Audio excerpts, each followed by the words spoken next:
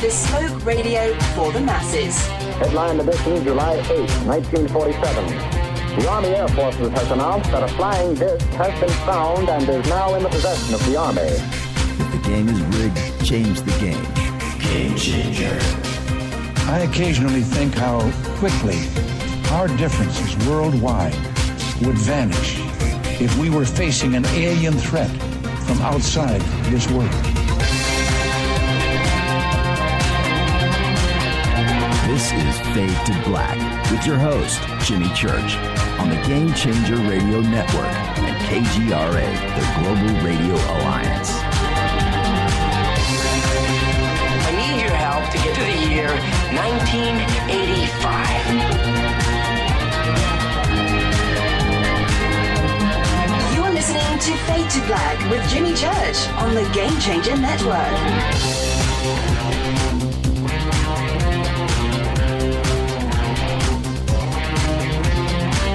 All right.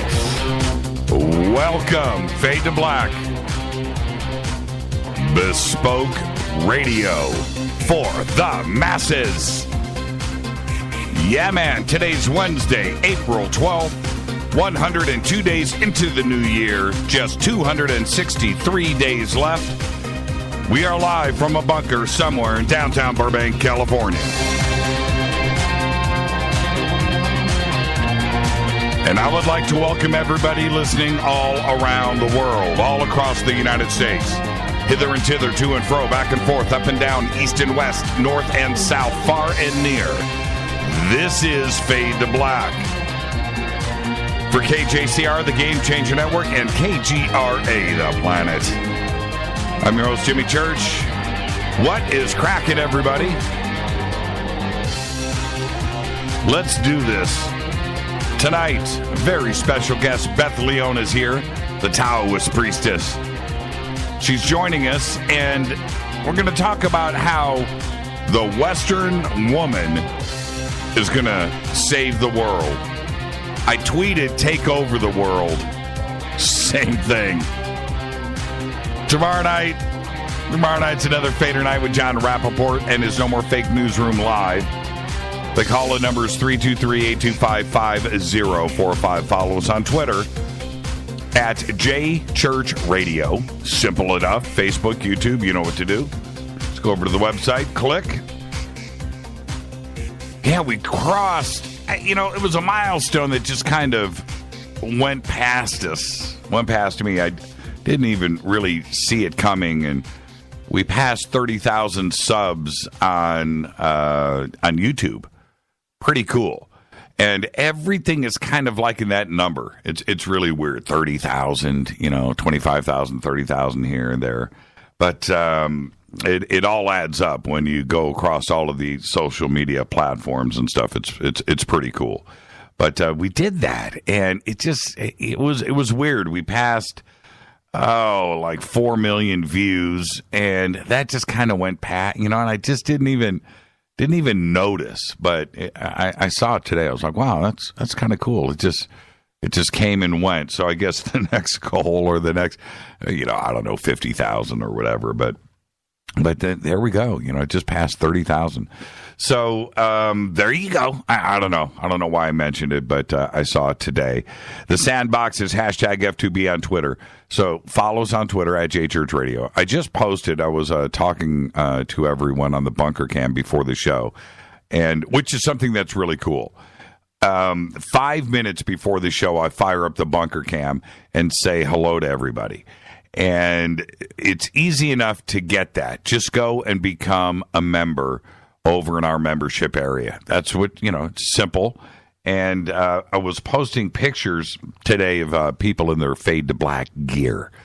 And if you become a game changer, you get, the full package. You get the T-shirt, and you get the exclusive Fade to Black hat, which is embroidered. I don't have any here in the bunker right now. No, I don't. I don't have any in the bunker. But it's embroidered, and I sign it, it's signed on the brim. So you get those. And if you are watching me right now on the bunker cam and you just got your gear, I want to see it. Take a picture of it, of you wearing your gear, and post it up in Twitter. And be warned, because if you do post it up on Twitter, I'm going to post it to the world because I think it's really cool. It makes me feel really good. The way that we had the hats designed, those hats you can only get, you can't order the hats. Somebody just tweeted, I want a shirt. That's cool. You can order the shirts, but the hats are exclusive. That's it. You got to become a game changer to get the hats. And the hats, we designed them to make the logo really big, and they're embroidered in white. And but they looked really good. But when I see them on people's heads, it's like, man, we made the right choice. Those look really, really, really good. So if you want yours, just go to the membership area. And each month when you become a member, you can go from free all the way to whatever you need, all the way to a full-on game changer and get the package. But you're going to get the bunker cam. And even with the free account, you get the bunker cam on Fader nights. And we do drawings every single month. This month, we're giving away a Studio Dome stereo Bluetooth sound system. It's simple. So all you got to do is just go and become a member. And you can do that everywhere from free, whatever you need. And you get the commercial-free downloads. You can do it month to month. You can do it yearly. You get a really nice discount if you get it yearly. So, and it's commercial-free and downloadable. So however you want to listen to it, whether it's on your phone or tablet or computer, and you don't want to sign online or do any of that stuff, you have that access, and you can listen to stuff whenever you want. So there you go. And the downloads, again, are commercial-free. And it's updated every single day, just like our podcast. The podcast is just $2 a month, and if you would like that, just click on the podcast banner over at Jimmy Church Radio. Okay?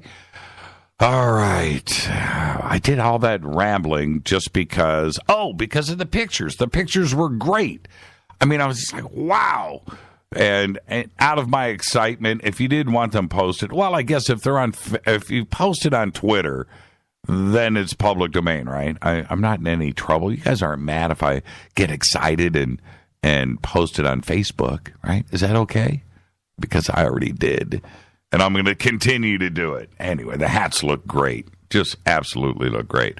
All right, you can email throughout the show, Jimmy@jimmychurchradio.com. There is some breaking news right now, and I don't know if you guys have heard, but is Bill O'Reilly out over at Fox? Yeah, man. Bill O'Reilly has taken a 2-week vacation in the middle of this scandal. And my answer to that is, well, there you go. Is he out?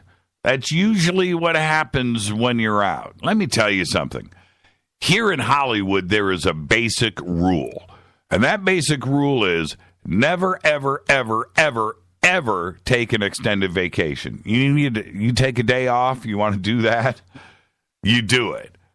But don't take an extended vacation, because when you come back, you're going to find yourself replaced and unemployed. That's the way Hollywood works. It's the way it works. You don't take vacations. If you have the luck and the talent, or no luck and talent, to get a contract and to either be on the radio or have a TV thing, whatever it may be, until you either die or get fired, you are always on the clock. You never take time off. You just don't do it. You ride that out. 10 years, you ride it out. It's just the way that it is. If 15 years straight, no vacations, that's the way. If it's 1 year straight, that's what you do. Bill O'Reilly, yeah, man, it just may be over. It may be over. And no matter who you are in Hollywood, no matter who you are, nobody is untouchable. And he seemed to be running here for a while in that mode. But when the advertisers start leaving the show, which is what pays the bills and pays his contract, that stuff starts to go down and you take a 2-week vacation, yeah, man, that's my crystal ball. 2 weeks. Let's see what happens. That gives the lawyers and everybody else 2 weeks to prepare your final package that you're going to sign when you come back. And there you go. Bill O'Reilly. It may be over. It just may be over. Go and check out all of our sponsors, Life Change Tea, GetTheTea.com, of course, River Moon Coffee, Studio Dome speakers. All their banners are over at JimmyChurchRadio.com. We have some new sponsors that are going to be with us next month, and I'm very excited about this. And I want to say thank you not only to the sponsors, but, of course, all of you. That's how this show happens. And just speaking about Bill O'Reilly, man, this is America. And you live and die by advertising dollars, and that's what keeps us going here every single day. Contact in the Desert is coming up May 19th through the 22nd. Joshua Tree, California. Tickets and info are over at JimmyChurchRadio.com this year. And if you haven't gone and checked out the speaker list, just go to contactinthedesert.com. The banner is over at our website.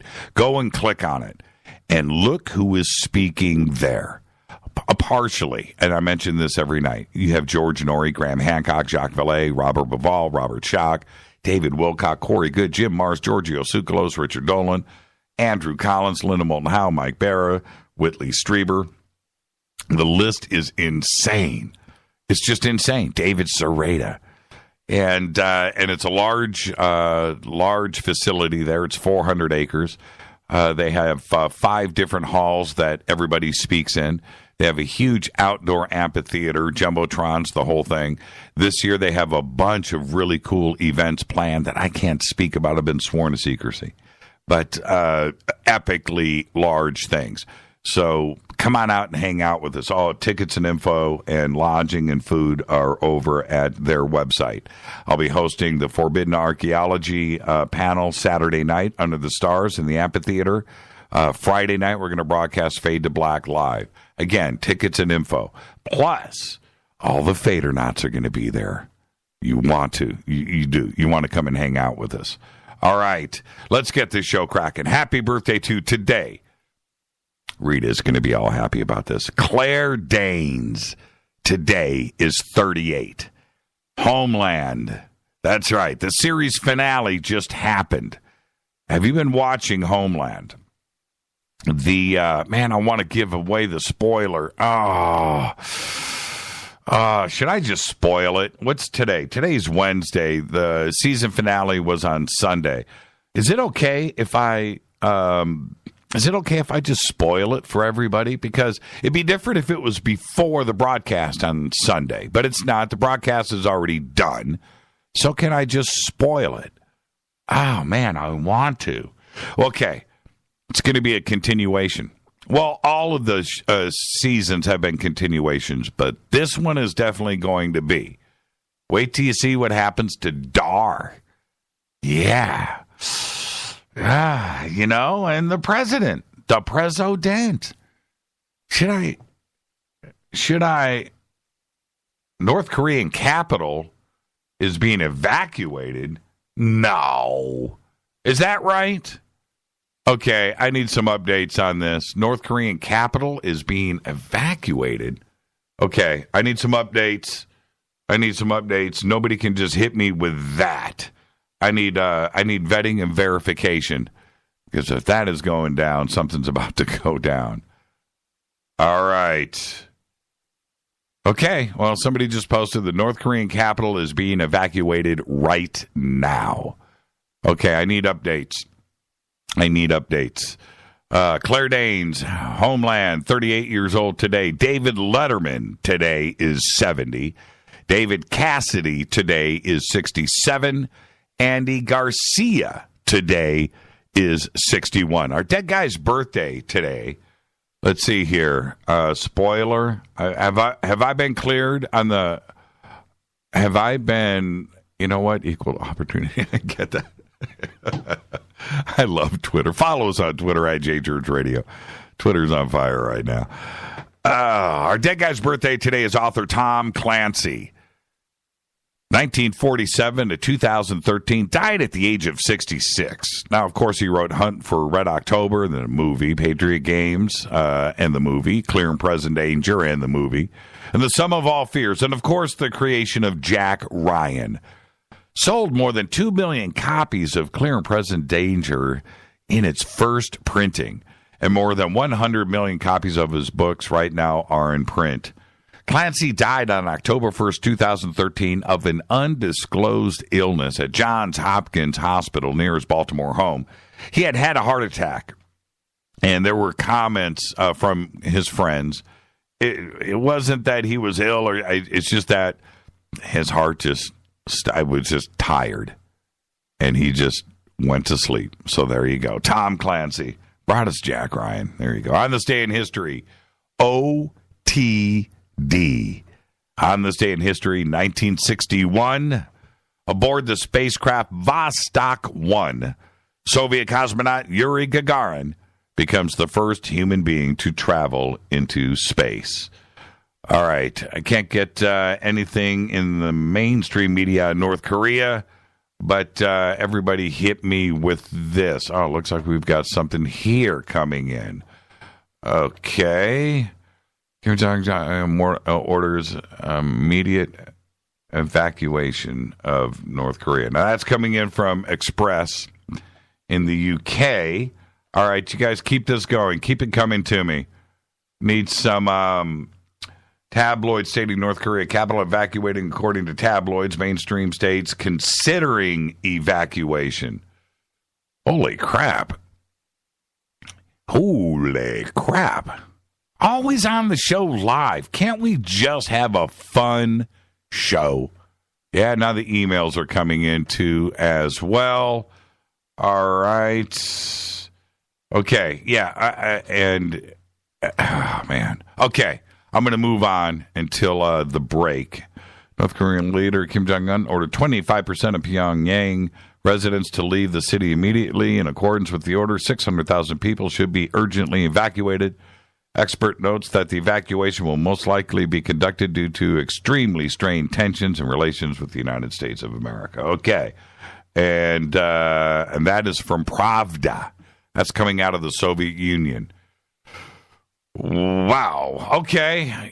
Could it be fake news? Let's, we got a Pravda report. Thank you. It's flooding in now. Thank you, everybody. Let's get something a little bit more solid. What is Reuters saying? What are the Rothschilds saying? Okay. Where am I at? Fate or fact? Check this out.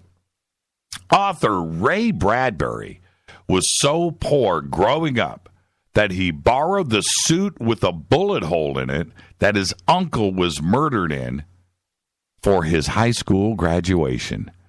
And that is a fate or fact. Okay. Tonight, very special guest, Beth Leone is here, the Taoist priestess, and she's going to talk to us about how the Western woman is going to save the world. And after this, Robert Steele mentioned something would happen on Wednesday. Right, he certainly did, didn't he? Jimmy, give North Korea a call. Get the man on the street version. I know, right? Do we have a phone line for North Korea? I've got international free calling. Can we get the man on the street in North Korea? Yeah, they already know we're talking about him. Kim Fatty Fat. Okay. And something strange has gone on this week that I've noticed. We've had Sean Spicer with egg on his face apologizing. We've had United Airlines and their situation, apologies flooding around. And I've just noticed that there have been, and more than that too, different corporations and individuals having to apologize for things that they've done and things that they've said. And is this going to be a trend, right? I don't know how United Airlines is going to pull out of this one. It's going to cost them an awful lot of money, not only in losses for the airline, but There's going to be a pile of lawsuits. Today, they paid for every single ticket for everybody that was on that flight because they know how I'm telling you right now, if I was sitting there, I would have been traumatized and witnessed that. But if I was there with my kids and something like that happens, so they paid everybody's, did they have to sign it that you will not sue us if you take the money for your plane ticket? So do you want the free plane ticket or not? Right? Okay, I get that. I'm sure that's what's going down. I don't know how they're going to recover. They will survive. I don't think United Airlines is going to go bankrupt over something like this. But they were completely in the wrong. A lot of mistakes out there have been made. And check this out. Talk about a mistake. What I'm about to reveal to you right now is so bizarre that I just don't know if apologies are enough. But 2 inmates at the Marion Correction Institutions hacked the prison computer network on 2 hidden computers, more on that in a second, and committed identity theft, tax fraud, and issued passes to visit other parts of the prison. Forensic analysis on the computer's 2 hard drives revealed that the inmates had access to password cracking tools, virtual private network tools, and proxy tools. The prison hackers also used the tools to search for inmate information through the state's offender tracking system. The inmates submitted 5 credit card applications in the name of Kyle Patrick, who is an inmate, using his social security number and mailing address. The prisoner selected his name based on the length of his sentence. Among the documents was a Bloomberg business article on how a criminal with a valid social security number could commit tax refund fraud and have the refunds wired to debit cards. The investigation found that the inmates were successful in only opening 1 credit card account. One. But there were no other details on whether the fraud actually took place. Now, including with the cache was a text port conversation between one of the inmates and his mother where the inmate, Adam Johnson, admitted to using the computer. Also recovered was the issuance of passes for inmates to gain access to multiple areas within the prison and unauthorized access to inmate records, including disciplinary records, sentencing data, and inmate locations. The prisoners were planted into the PCs. Who planted the PCs were unsupervised for extensive periods of time, allowing them to hide the computers and run other wiring inside of the prison to connect to the prison's own computer network. Some things I just can't make up, and I love saying that every night on this show. They also accessed websites that included information on manufacturing drugs and homemade weapons. The hack came to light when an employee of the prison received an alert about a former employee whose username and password had been lifted, and they were attempting to bypass security controls. That's how they got caught. Otherwise, those computers would still be hidden. Now, check this out. The system set up by the inmates allowed them to access the prison network from any computer that the prisoners were allowed to use as part of an Ohio penal industries.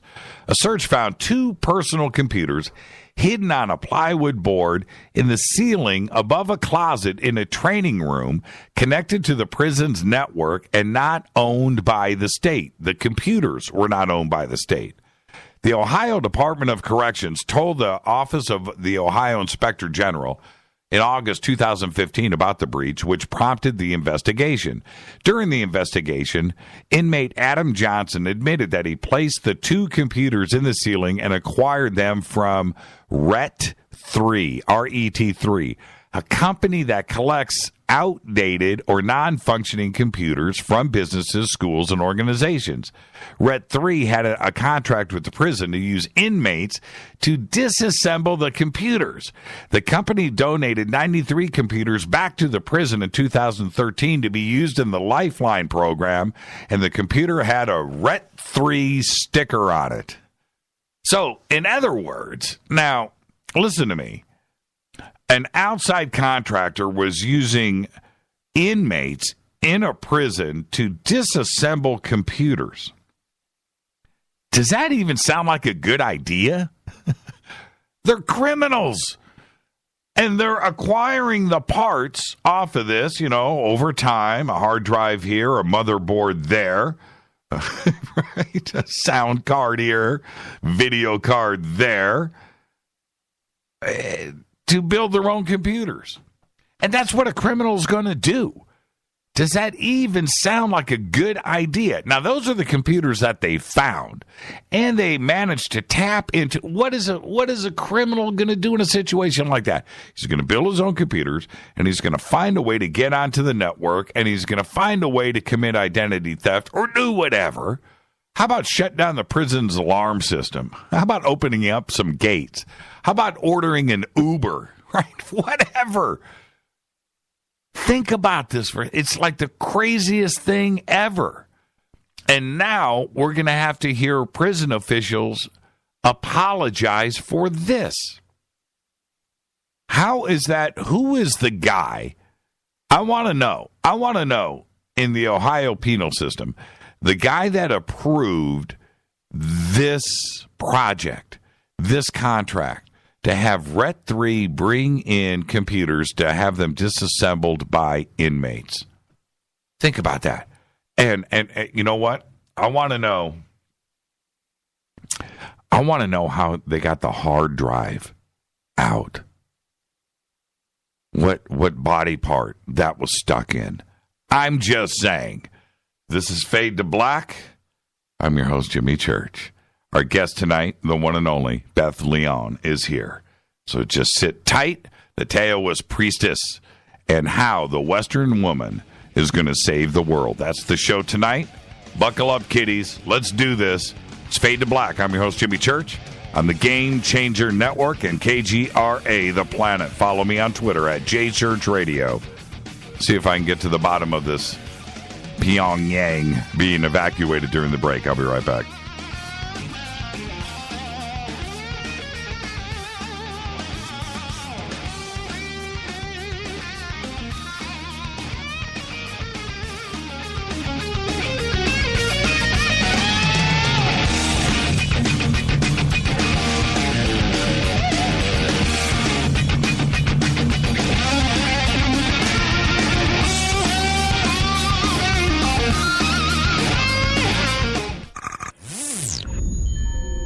You're listening to Jimmy Church, Fade to Black. Fade to Black will now pause for alien identification. The station that talks the net. KGRA Radio. When you take the beans from Central America with dashes of Indonesian and African mixed in and then roast it to the dark side of Fade to Black, you create the ultimate brew of fringe. Introducing the Fade to Black blend from Rivermoon Coffee. Yes, Rivermoon's darkest customized roast was created for the love of Fade to Black. The alchemy of masterful roasting and smoking the beans is in every sip of this full-bodied dark Java. I need my coffee dark, deep, with distinct bittersweet chocolate highlights, just like the bunker. Leaning further into the darkness of the roast is Fade to Black blend from Rivermoon Coffee. Just click on the banner at jimmychurchradio.com and use the promo code F2BBLEND for 15% off of your order today. Go Beckley Teppy. Hi, folks. Let's wind the clocks back 60 years. Food was different. Food provided health and nutrition, and using supplements was minimal. Unfortunately, now we have chemicals, GMOs, herbicides, and pesticides that can be quite lethal in the name of our food supply. And, of course, the ever-loving dollar. Supplementing our diets can be very important to stay healthy. Cleansing from daily intruders to the body might be critical. Live strong and take charge. Log on to getthetea.com. Our herbal tea is a great way to cleanse from intruders. Our supplements is a great way to maintain and improve your health. When your health is not up to par, go to getthetea.com. No GMOs, no fillers, and organic. And very helpful in keeping you at the top of your game. Life is too short to feel, you know what I mean. Stay in the game, at the top of your game with GetTheT.com. That's GetTheT.com. Again, GetTheT.com. 9 out of 10 geneticists agree. Fade to Black is not your father's radio show on the Game Changer Radio Network and KGRA, The Planet. Hi, this is Chase Kletzky with Fate Magazine Radio, and you're listening to Jimmy Church and Fade to Black on the Game Changer Network and the KGRA digital broadcast station, where the Fade or Nots rock. Hi, this is Rob Reiner from Anvil, and you're listening to JimmyChurchRadio.com. What's up? I'm Chris. What up? This is Kyle Manson. You're listening to Jimmy Church Radio.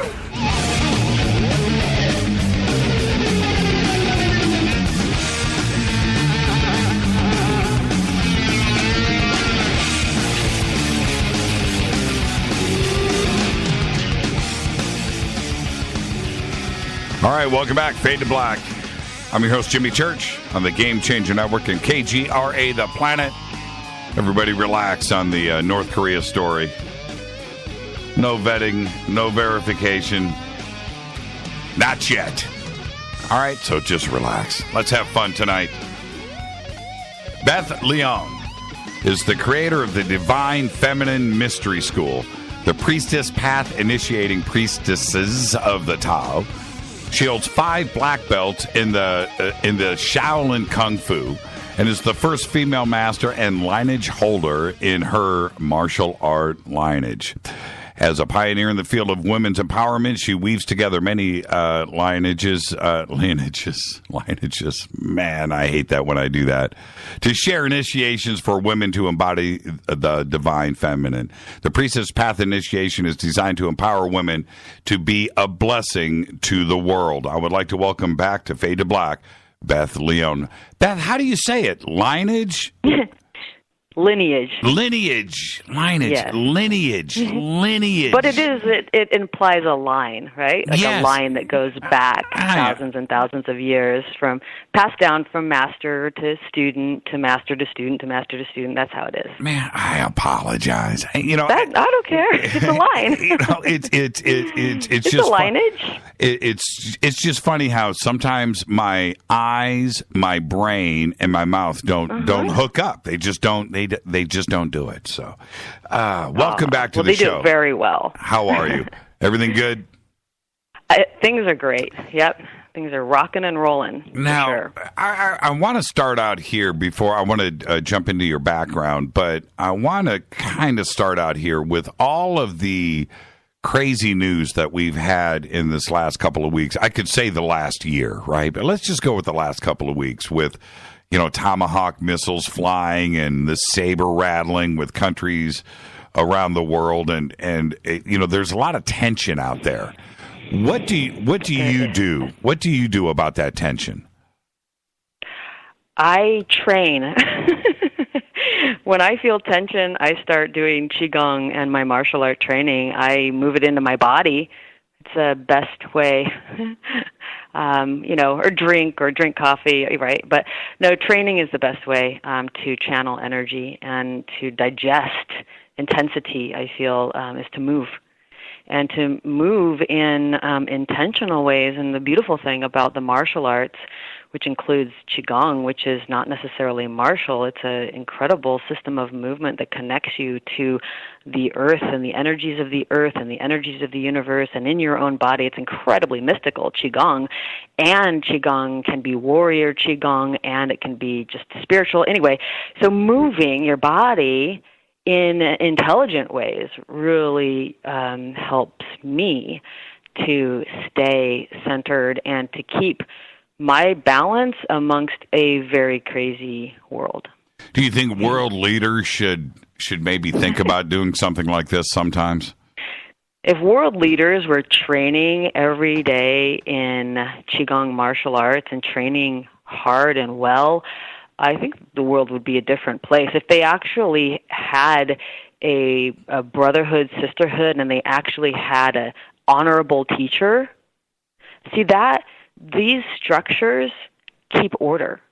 And the beautiful thing about the martial arts is that they pass down structures of honor, of order, of integrity that work for society. And if we still had these as the basis of our society, I don't think that, I mean, it depends, because it depends on the leaders, and it depends on the people that are following the leaders, because if the leaders can honor each other, then we can have world peace. And if each one of us can honor each other, this is the hard part. This is the really hard part. It reminds me of the original series with David Carradine, right? Kung Fu.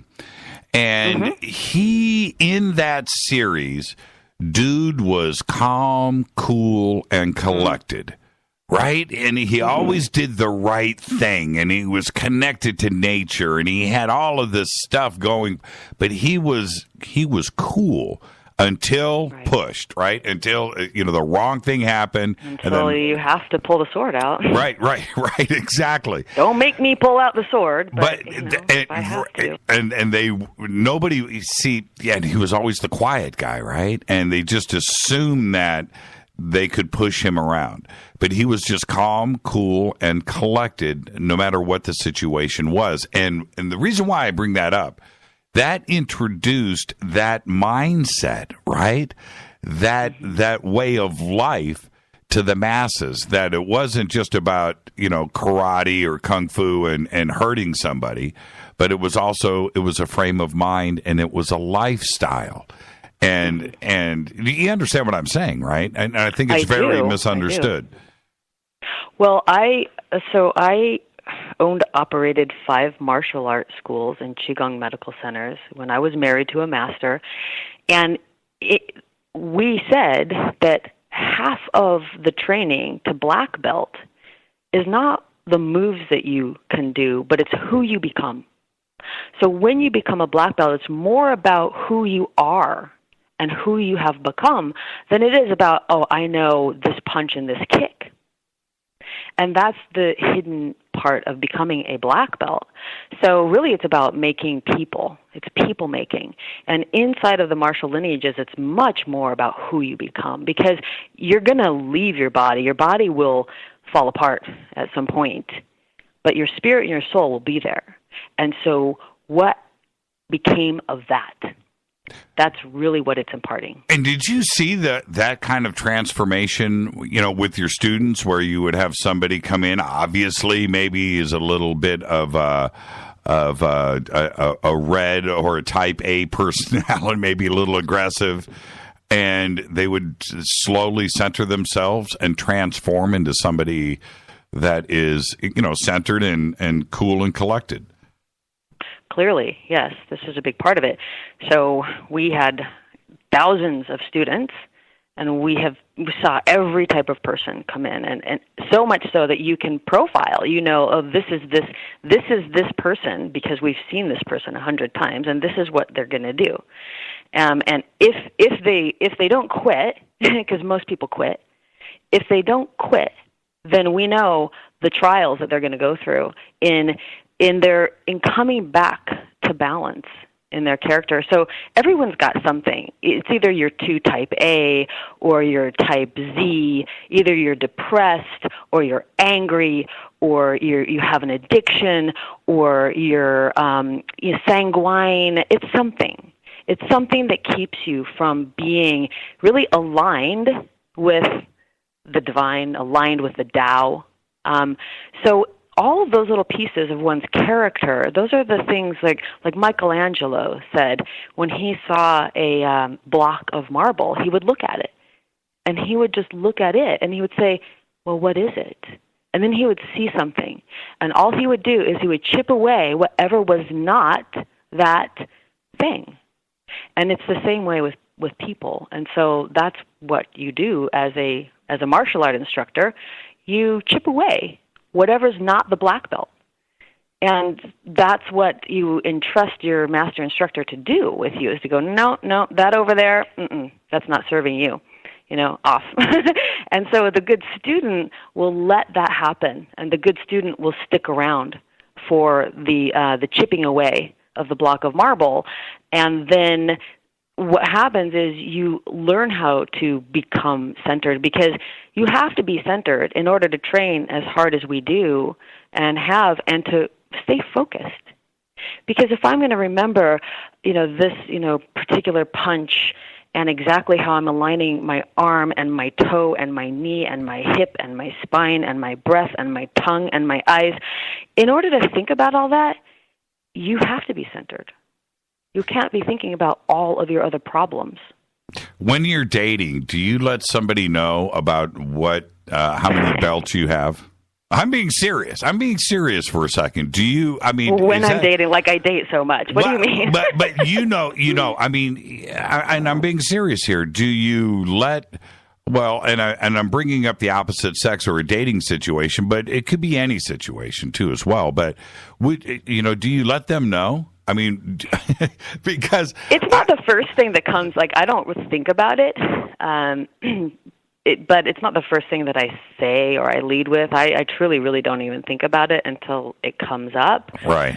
The interesting thing because is it changes the way people look at you.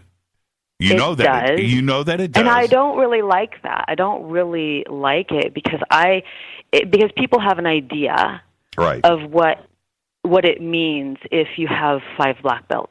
Right. What that means. Or what, even so in my schools, like in all of our schools, in our tradition and everything, I am a master, right?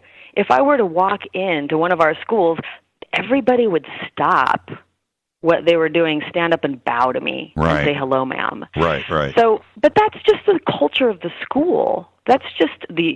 It's just the honor of that. Like, I would be a master instructor there. But if I walk around saying I'm a master, that's ridiculous. Well, it's ridiculous. I have a friend who you know, but we have a mutual friend. And he's also multiple ridiculous amounts of black belts, right? Mm-hmm. And as close as I am to him, and I can goof off, but I still know, right? So I behave. I quite simply behave. And it's just a strange thing. You behave. I do. I behave. Because normally you don't behave. No, normally I don't. Around him you do. Normally I don't, but around him I do. I absolutely do. And it's a serious amount of respect. And because I know that it's a discipline. And I also know that if I'm out with him, right? If I'm out in a bar and the two of us are together, I know I can go up to anybody in the bar and punch him in the face. And I know, and I'm going to get away with it. Right. Yeah. So freedom. Yes, it gives me that to act poorly in public. Yeah. Yes, because he's got my back. And now, and so you don't disclose it. So when you're in a public place or whatever, or in a conversation, you keep it to yourself. I do. The only reason that it's really valid is to if I want people to know, I feel like for my students, let's say, it gives them an idea of how much work I've put in to something, and it gives them an idea of the amount of discipline that I've put into something, the time and the earning, because I couldn't have earned 5 black belts if I didn't know how to show up and behave and show up on time to the same place for year after year after year after year, and respect my elders and respect my instructors. If I didn't do that, I wouldn't have earned. So the only reason that it's really useful is to make people feel like know what they're connecting to, let's say. And other than that, I really don't like it, because I don't really want people to see me differently, Right. Well, and in that character building that you're referring to, and through that change and that transition, that means you went through a change and transition. Were you Were you undisciplined in life? Were you always late to the party? Did you disrespect people around you and no, have all I was of those never issues? Disrespectful. That's not my thing. But I was the way that they described it, I had like one eye floating, like I was not really here. I wasn't really in my body. I wasn't showing up. Like my spirit wasn't really in my body, so I had, like they say, I had one eye floating off a little bit, which just means that, okay, like I was floating. I'm a floater. They called me a floater. And that just meant that my spirit wasn't in my body. And what does that mean? What does that mean? Well, I can really get into it. The last time you and I talked like this, we were talking a lot about like soul loss and shamanism and my experience with shamanism and why I got into shamanism and all that. Right. So why I got into shamanism when I was 17 years old was because I had experienced a significant amount of what you call soul loss in shamanism, which is your soul distancing, your spirit distancing from your body due to trauma. They call it disassociation in psychology. In shamanic, worldview, it's just called soul loss. Your soul distanced itself because it didn't really want to be here. So I had a lot of that. I didn't really want to be here. And so I wasn't really here. And the martial arts forced me to get into my body. You have to get into everything. You have to get into your body so much. And I went through years of anger. It was really weird for years. I remember there was about 2 years that every time I trained, I was angry. But I didn't send it at anybody. This is the key. You can be angry. Just don't send it to somebody. Don't throw it at somebody. And then, they're not going to get all mad and everything. But it's okay to be angry because it's just, we have so many emotions. So I remember, like, every time I would punch or kick, I would be like releasing this anger that was just in my body, in my cells or something, frustration from my childhood. And I had to process all that stuff in order to get into my body.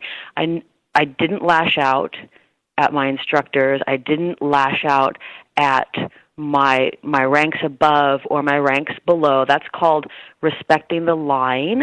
So the line that you were talking about before, right. The line is your lineage, and it's the people on your right are the higher belts, and the people on your left are the lower belts. And you have compassion, and you help out your lower belts, and you have respect for your higher belts. And we were taught that. These are the old codes, the old martial codes. And so I got a lot of that. I didn't know that stuff. I didn't know that. My dad, bless his soul, he wasn't really around, and it wasn't his choice not to be around. That's just how things happen. People get divorced, and then your dad's not around. And so my dad, I never got fatherly fatherly teachings. And so it was in the world of the martial arts and the family of the martial arts that I received these really beautiful Bushido-type honor codes that I would have never thought up myself, and I didn't know, but now I have them, and I live by them to the best of my ability. How does somebody know that they are on their way to soul loss or losing their soul? Because when you make a statement like that, ears just perked up all around the world right now. Oh, really? They perked up last time we talked about this, about soul loss. Yeah, I mean, how does somebody recognize this and approach if something like this is going on with them? What do they do about it? Well, there's specific signs of soul loss. So just to give a little backstory and history, so when I was 17, I began studying shamanism in order to heal my soul, in order to heal the trauma that I had experienced in my childhood that resulted in me having a life-threatening eating disorder and just really not being in a good place in life. And so I was broken. My soul had a problem, and I needed to figure out how to fix the soul. I was smart. That was fine. There's no problem there. But it was like, well, what happens when your soul's broken? Who does that? So I had to find who does that, and that led me into shamanism. So I began studying shamanism, and for 10 years I studied and practiced shamanism, and I put my soul back together. So inside of that whole world of studying shamanism, I went into the 3-year-long advanced program in shamanic healing through the Foundation for Shamanic Studies. When I was about 21, I entered into that, and I'm just like, I need to know everything. I love this. I need to know. And so we get a lot of details about stuff. So what they say about soul loss and how to recognize soul loss, there are certain signs of soul loss, and one is a vacant look in the eyes. Right. That's why they say I had one eye floating. Right. A vacant look in the eyes, not being all here, not feeling all here. Addictions, being open to addictions. And I'm not talking about drinking coffee, I'm like talking about an addiction, something that has you. Because what they say is that when you experience soul loss, and it's not like your entire soul leaves your body. It's not your entire soul. Let's say that, it's like a concentrated light, and if something traumatic happens, you don't want to be here. That's too painful. If it's too painful, if it's like molestation, or you fell off your bike, or you were in a car accident, or something like this, it can just be too scary and hurtful for you to really be there for that. So part of you just goes, I don't really want to deal with that. I'm going to just kind of go over here, Right. And you distance yourself from being in your body. You're like, that place isn't safe. And so by doing that, it can leave an opening for an addiction, because your power, the power of your soul, the power of your spirit isn't all in you. It's partly gone. And so we become open to codependent relationships, to abusive relationships, to addictions. Our boundaries can be poor. We can have poor boundaries because our boundaries have been crossed or violated. And if they were crossed or violated at a very young age, you don't even know what a boundary is, so you don't even get it. Right. So let's see, what other signs of soul loss? Well, it gets so, far into entity attachments, which are, so entity attachments, people used to call that possession. Possession is the really intense form of an entity attachment. But in shamanism, and in my worldview, so before I even knew that there was a thing called shamanism, as a very young child, I would see spirits. They would come into my room at night, and I would see them, and I would hear voices, and I'm like, okay, well, there's a spirit world because I'm seeing them. So in shamanism, we believe it is so, that there's a spirit world. This world is more than just this physical, knock on wood, densely packed, atoms or whatever, and they're not really that densely packed if you really look into them, but there's more. So there is a spirit dimension, and all of the plants and the animals and the waters and their spirits. And so, what would the first step be if somebody is dealing with some type of a traumatic experience like that? What would be the first step? Well, hopefully that person has access to somebody who could perform a soul retrieval. The soul retrieval is the way to bring that part of the soul back to the body that distanced itself due to the trauma. And the way that a soul retrieval is done is the person who is acting on behalf of the client, let's say, so the person or the shaman or the shamanic practitioner, let's say, because we were always taught never to call oneself a shaman, so you're a shamanic practitioner. So the shamanic practitioner will go on a journey on behalf of the person that has experienced the trauma. And the shamanic journey consists of one altering their brainwave state or altering their state of consciousness to what's called the shamanic state of consciousness, which is really essentially a high theta, low alpha brainwave state, where we're more open to visionary experiences. So what you would do, like if you were remote viewing or you're in deep meditation, and then the shamanic practitioners train to connect with their guides, and you literally ask your guide. You say, I am searching for the soul part of so-and-so that's ready to come back at this time. Or you say, I am here because so-and-so just experienced this, and I want to bring back whatever is appropriate from their own soul to their body now so that they can be whole again. Is it instant? Is it instant? Do you see the lights, like turn back on? It's not always instant. It can be instant, and it usually is within the matter of a couple weeks to 3 months. That's how you usually see it. When I was doing my own shamanic practice, so I have done this with people before, and there was one instance that really sticks out for me. There's two, and I'll talk about one. I'll talk about a little girl that was traumatized on the playground, and I'll talk about another friend of mine who was So I'll talk first about one of my friends he said that when he would go to a bar and he would start drinking, he was like a whole nother personality would come in, and he was gay, and he was like, and he would like go do things, with guys that he wouldn't normally do, and he was like, this is risky behavior. I don't know what's going on. I shouldn't be doing that. But he didn't tell me that. He actually came to me and he just said, I'd like to experience a shamanic journey.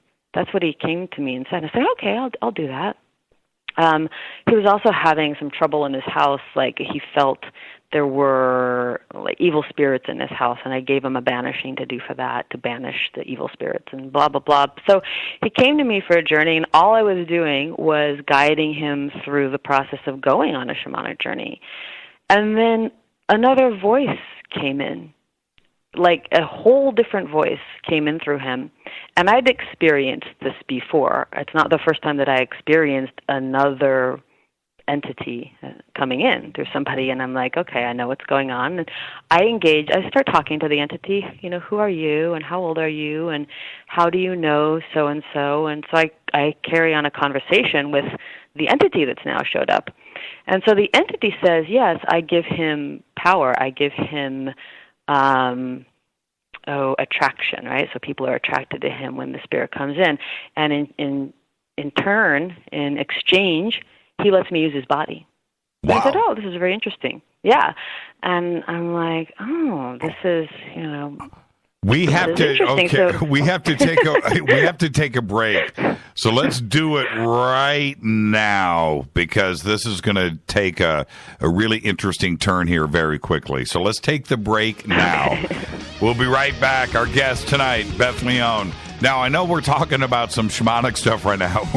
We're also going to talk about how the Western woman is about to save the world. Our guest tonight, Beth Leone. I'm your host, Jimmy Church. We'll be right back. Stay with us.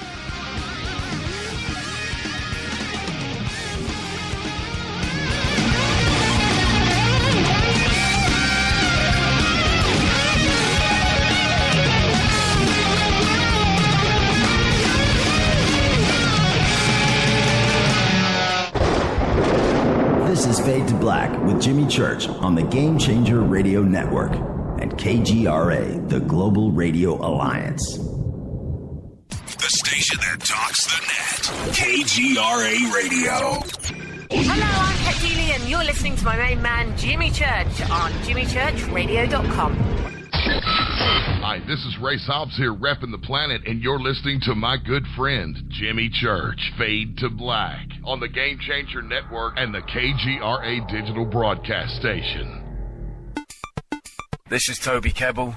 You're listening to jimmychurchradio.com. Don't hurt me, Jimmy. I'm only little. Hey, I'm Adrian Grenier. And this is Ari Gold. We're of the Honey Brothers. Yes. We are of the Honey Brothers. Hey, I'm Adrian Grenier. And I'm Ari Gold. We're the Honey Brothers. And you're listening to Jimmy Church. The Revolution. What's up, Fadernauts? It's Studio Dome loves Fade to Black and the F2B audience so much that they have put together the ultimate stereo Bluetooth system. They've done it just for you. Man, check this out.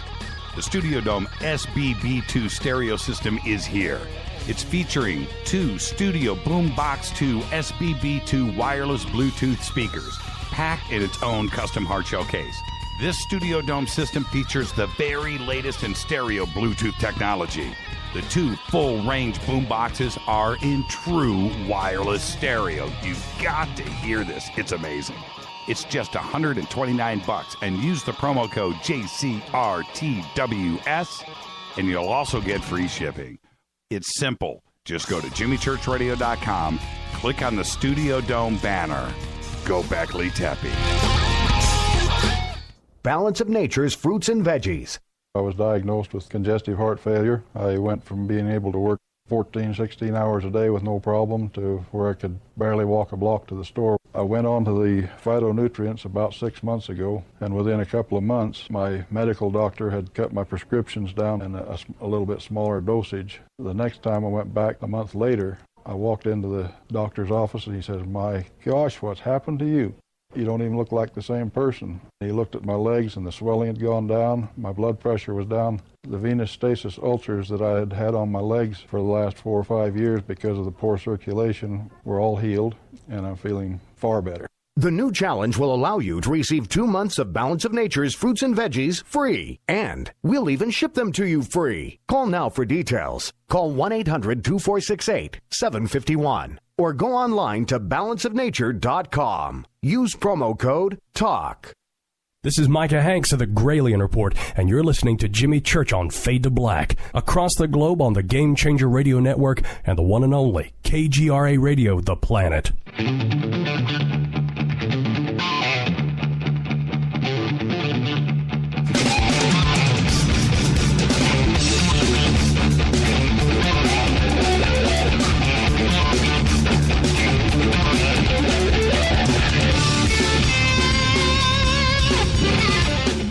All right, welcome back. Fade to Black. I'm your host, Jimmy Church. Our guest tonight, Beth Leone,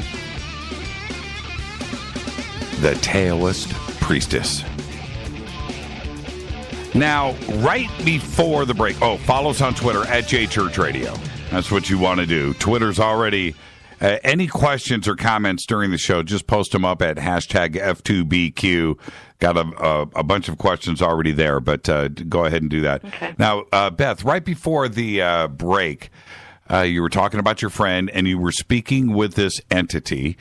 And, okay, so, well, what's interesting here is I use his body, right? And I know, it's kind of creepy. Yeah, and I make him attractive and use his body. That is pretty creepy. So what happened next?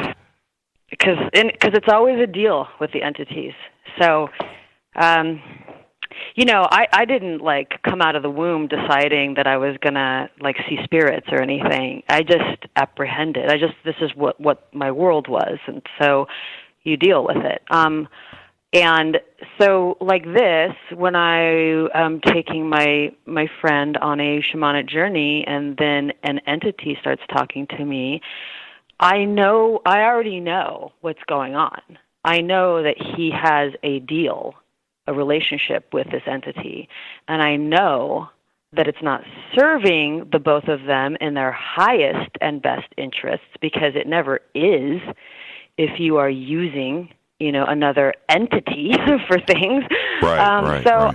I know at this point that I'm going to see if I can negotiate an amicable departure and an amicable agreement between them to not do this with each other anymore. And so I began to just ask the entity questions, because you really have to create a bit of a relationship in order to negotiate a release of an entity. So, the interesting thing is a lot of these entities are not necessarily, let's say, evil or bad or whatever. They're lost. They don't really know. sometimes, like what's going on or what they're doing. And this was the best they could do under the circumstances, was to find another life form that was alive to still have a connection to life, because maybe they don't know that they can go on.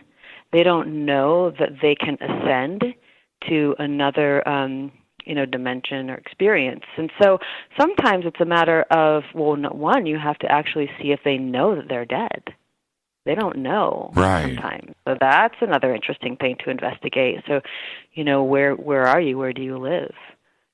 What's your last memory? When did you live? Right. So you have to know the art of deal making here. Oh, right? Yeah, it's negotiation. Yeah, totally. So how did you negotiate? Well, I asked questions. This is my tactic. Whenever I get into a situation that I don't really like, what's going on here, or I get attacked by somebody, I usually start asking questions. So I ask questions just to get to know the intention of the entity. Number one, you need to know the intention. Then also, if they know what they're doing, do you know that you are entering into this person's body? Okay, yes.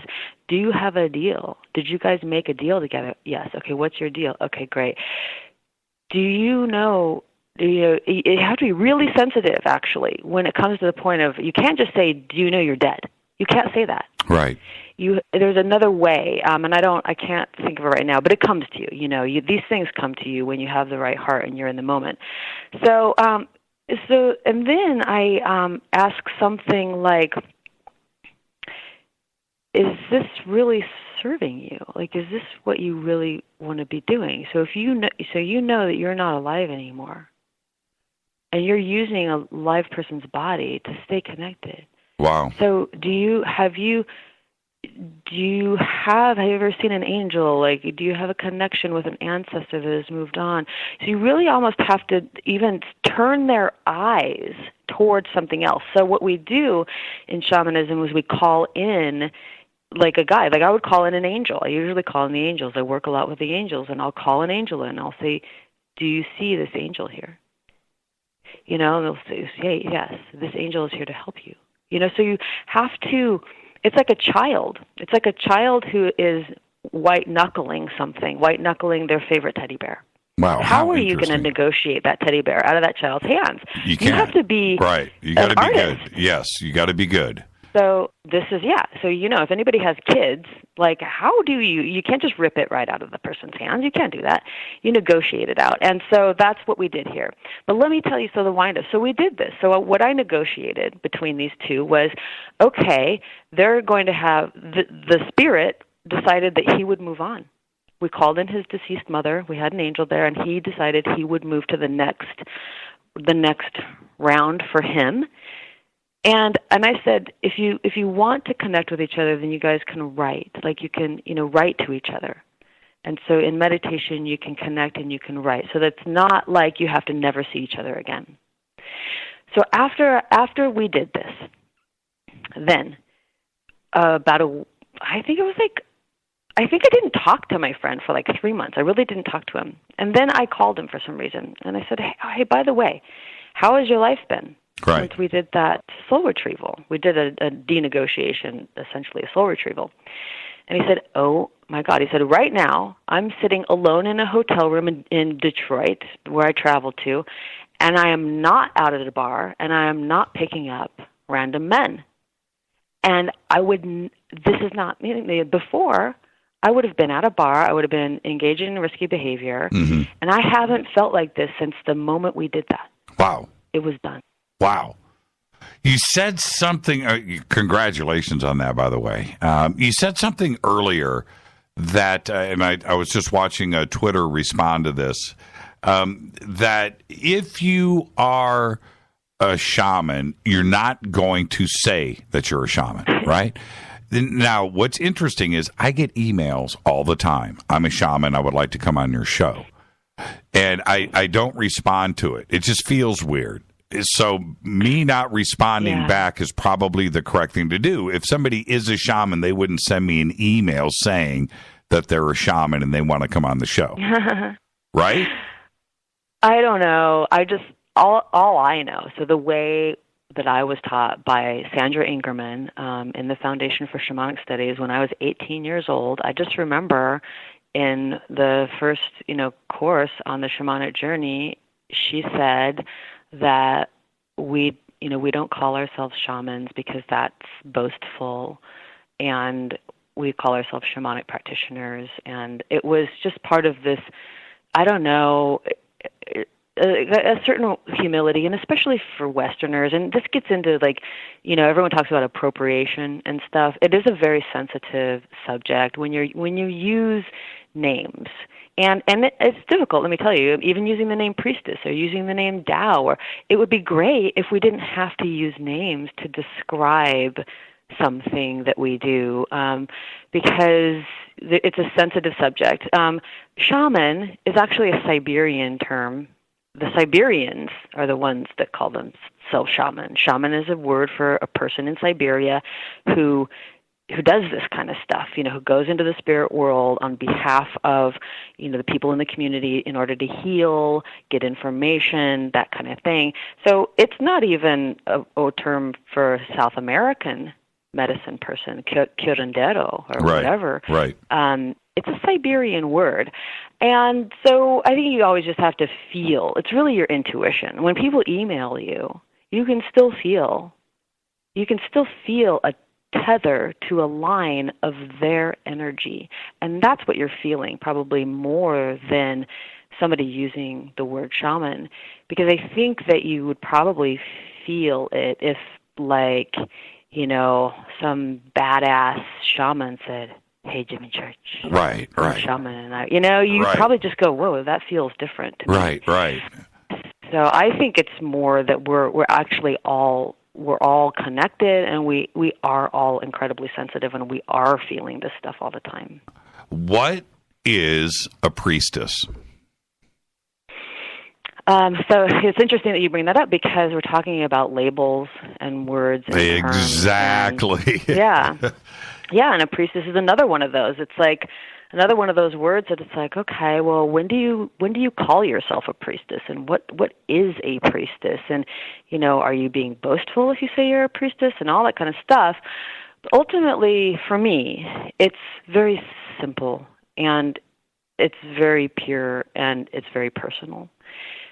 And it implies a woman that is committed in herself, in her own heart and spirit, to being connected to the divine and in service of the divine. And that can look many ways, like a flower. So a priestess to me is like a flower. And when you smell a flower, you breathe in a flower, it's its own scent, and it inspires something in you. It does something. It opens your heart. It makes you think of something beautiful. And there are many ways of being a priestess, a woman that has chosen to be connected to spirit, great spirit, the divine, the Tao, infinite intelligence. There's many names for this creator. And then in service to that, by embodying tools in order to show up for her community, her family, her friends at potent times, like the time when somebody dies and leaves their body. Right. And the time when a baby is coming into this earth through the portal of her mother. Or when somebody has a terminal illness. Or when somebody is getting married. Or when there's a celebration.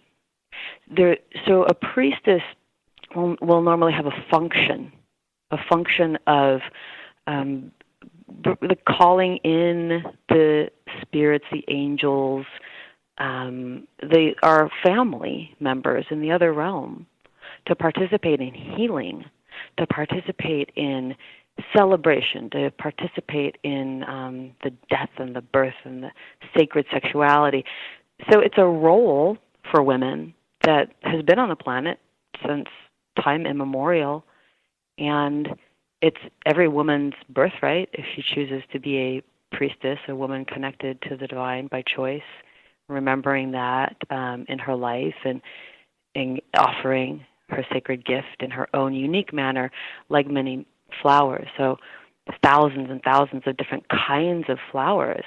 They have a different smell. They have a different look. They live in different environments. And that's how I see priestesses, women who choose to connect with divine. There's so many different ways that can manifest itself.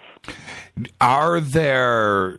okay, so now, and we were talking about lineage, right? Now, when we are talking about a priestess, do you have other priestesses around you, right? Do you have like a little priestess coven, so to speak? And was this, yes, a group, let's call it a group. But was there somebody above you who you considered a priestess or was a priestess that handed this knowledge down, and then it extends further past you? So yes and no. So the yes part of that is, yes, I have been formally initiated as a priestess 20 years ago by a beautiful woman named Divina del Sol. And she had something called the Priestess Program 20 years ago, and I joined the Priestess Program, and I went through the initiations that she offered at that time. Those particular initiations were handed down to her from, there's something called the lineage of Isis through this European, through Europe, so that, and then some like Magdalene essences, and then her own connection. So I call her my spiritual mother. So my spiritual mother initiated me as a priestess 20 years ago. I never called myself a priestess, it's like, or anything until recently when I decided I put my mystery school together. So now my mystery school is a merger of a number of lineages. We have the amazing opportunity at this time in history where we can get in a plane and we can fly to South America and we can fly to China if we even fly anywhere on the globe. We're not landlocked like we had been for thousands of years. And also we have the internet, and we have books, and we have all the information, and we have people coming to America from all these different places. So we are now able to connect to these lineages that were landlocked for thousands of years, and they're here because the people that are carrying them are here. The lineage holders are here. They're alive, and we can interact with them. So what I did was I apprenticed the shamanic lineage through the Foundation of Shamanic Studies, which was brought from Michael Harner, who brought it from the Shipibo Kanibo, the Hevaro, the shamans of Siberia. He merged those practices, and he created the Foundation for Shamanic Studies. And so that is what I would call a lineage. And then he brought it to the West, and he basically seeded modern shamanism, Michael Harner. So that's my lineage there, which is as you can see, there's many rivers that are flowing now into that. So from that is where I pull the shamanic stuff. And then you have the martial art, so which is, okay, you want to go back to Chungmudo, Korean style. You go to Shaolin, like my Shaolin teachers were in the Shaolin temples, and they came to America, so you've got that. And then you've got, Qigong, and then I have so whatever Grand Master brought this stuff, he brings his lineage. And so then I was in there and steeped in that stew for a while, the martial arts stew. And from there I get this Taoist stuff, and then this Shaolin. And then, you go deep enough in Qigong, and where do you go? You find the sacred sexual teachings. Interesting, because you cultivate your sexuality too. So, so there's another lineage there coming from the white tigress lineage, Taoist lineage of female masters, where the female masters pass down the sacred sexual information. And so I apprenticed that a little bit. So, okay, there's the Taoist again. And then you go to the angelic. The angelic lineages. How do you apprentice the angelic lineages? Well, your soul opens up to that sometimes in ceremonial times where they come to you. And I've been doing this angelic invocation since the time I was 18. And if I begin this angelic invocation in my sleep, if I'm in trouble, before I even get one word out, the angels are there and they take me out. And so an angelic connection would be something that you have, like for me personally, it's been something that's been developed over my entire life through different realizations and experiences. And so I bring in the angelic invocations, the angel songs. I sing angel songs to people when they're dying. I sing them in churches. I sing to recover women's bodies from sexual trauma. I sing them into people's bodies to create order and to put light into their bodies. So I bring the angelic lineage. I don't, nobody taught me that. I didn't have a teacher for that.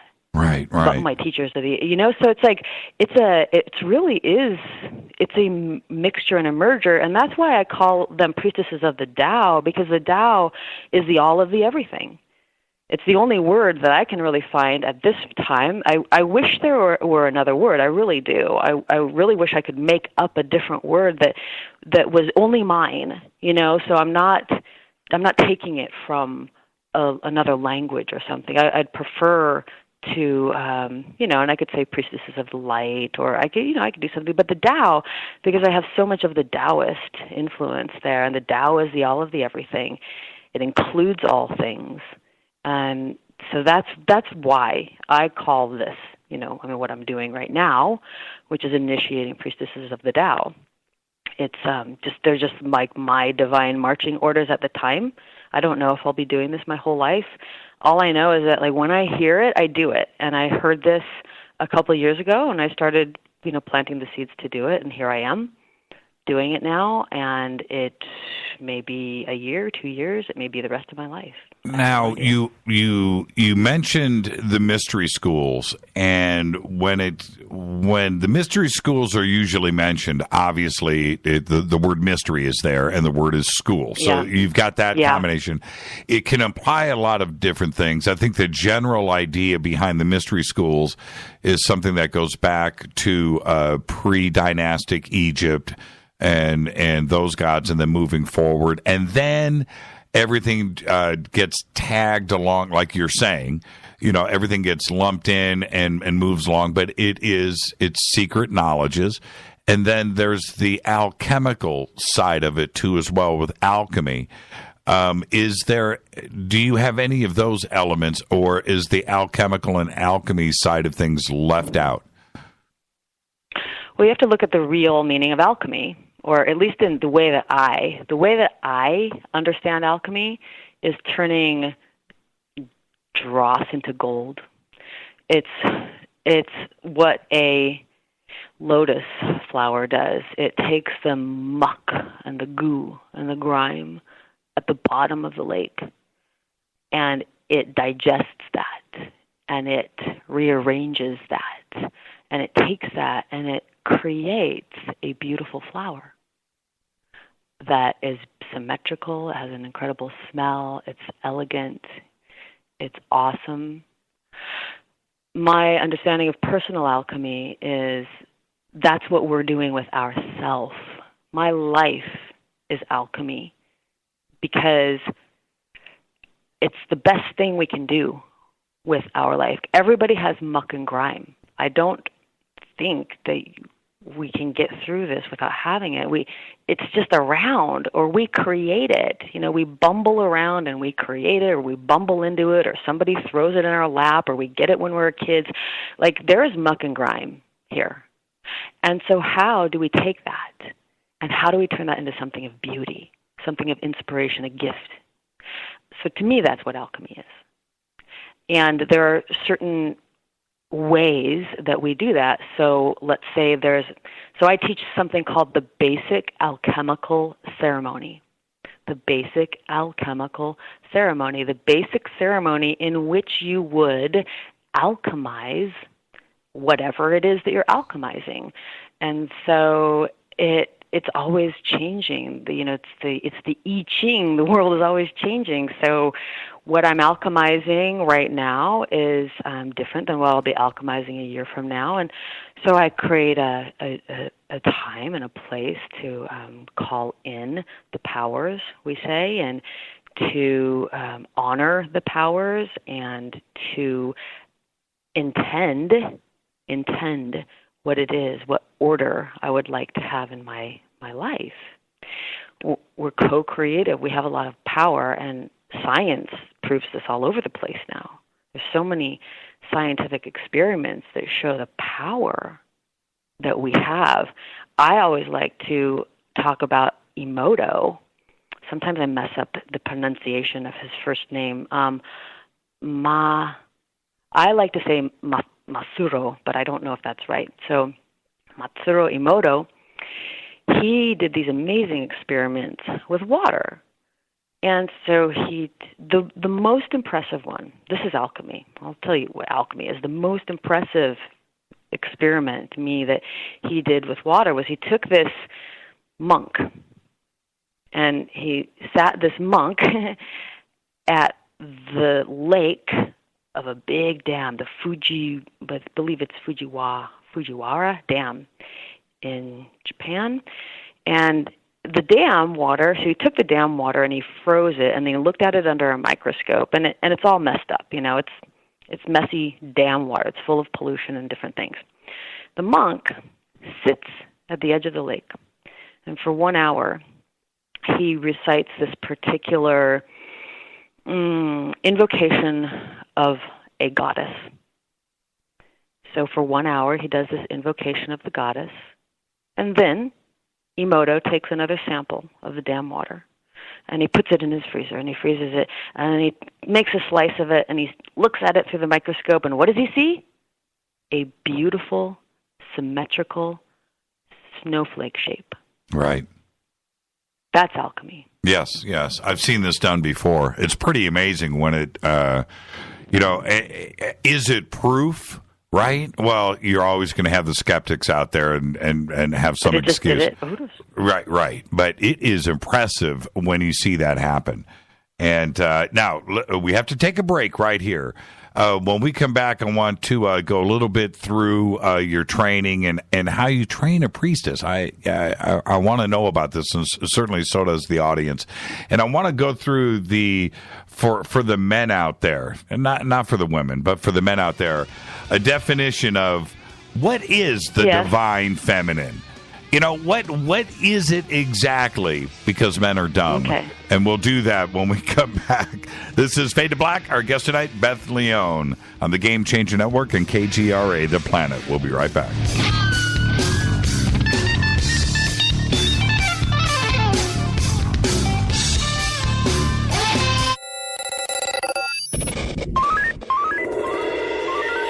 Way out here, we listen to Jimmy Church.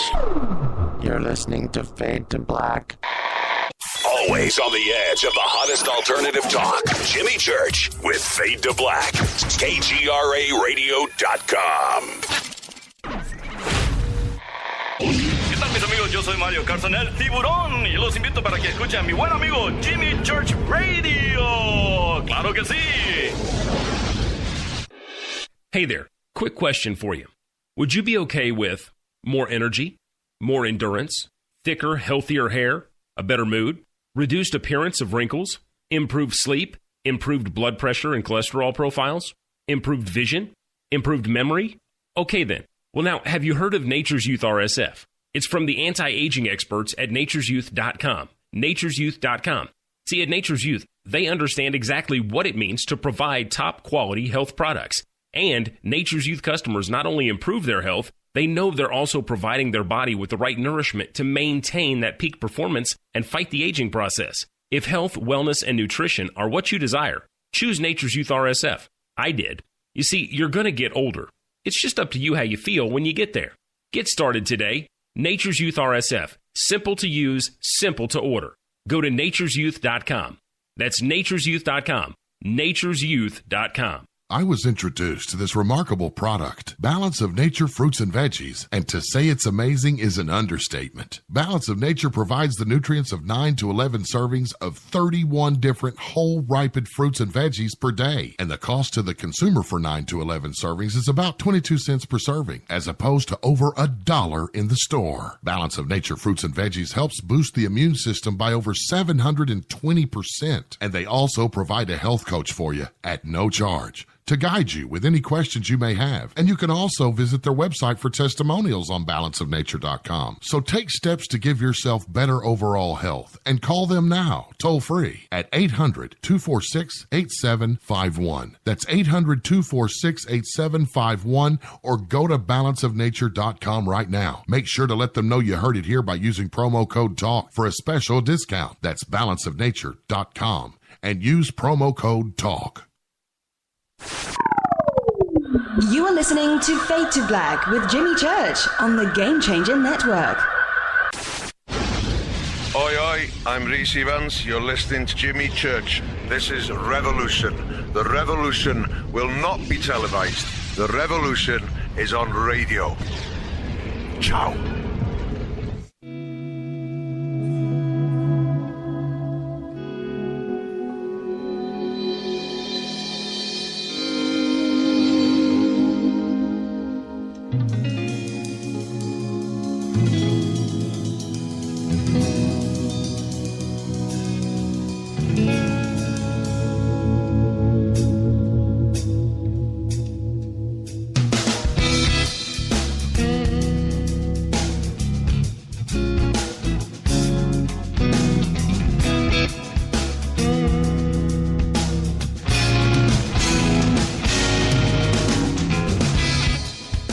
Welcome back, Fade to Black. I'm your host, Jimmy Church. Our guest tonight, Beth Leone. Her website is bethleone.net. The links are over at Jimmy Church Radio. You can just go and click. And now, Beth, I was asking you for the definition of the divine feminine, and I was I took a crack at the men out there. But in a general sense, I don't think that certainly men, but maybe even the women out there don't understand what that definition is, because we hear it all the time, and I think it's used incorrectly too as well. So when we speak about the divine feminine, what exactly are we talking about? So for me, what it means, because with words, they all mean something to us, and ultimately, the divine feminine seems like a very nebulous word, doesn't it? It's strong. It's like, okay, yes. It sounds good. It sounds awesome, doesn't it? It sounds great. I want that. What is that? What is that? The way I see it, I see that there's divine blueprints for things, like sacred geometry. To me, sacred geometry is a blueprint, and it's this very beautiful, symmetrical blueprint. So I see the divine feminine as a blueprint for, well, if we're talking about woman, because I'll talk about it in two ways, for woman specifically, and then I'll talk about it for the earth, like what it looks like for all things. So for a woman, I feel that it's a resonance with what is this thing called feminine. What is feminine? What is yin? So in traditional, Chinese medicine, we have yin. In the martial arts, yin, Chinese word yin, it's feminine. And what does that mean? So the earth is considered feminine. Why? Because it's receptive and it gives birth to things. So that would be an element of what feminine is. And feminine would be yielding as opposed to penetrating. So penetrating would be yang, yielding, receptivity, yin. Okay, so that's an element of it. There's an element of, they call it coolness, cool energy. The feminine cools the masculine. So that's an element of it. And then there's a following.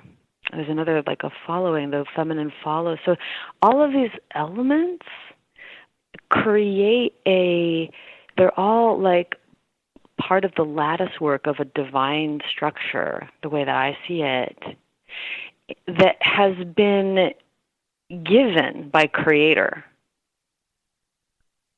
Something made this place, and it's amazing. It's amazing in its symmetry, its beauty. It takes care of itself.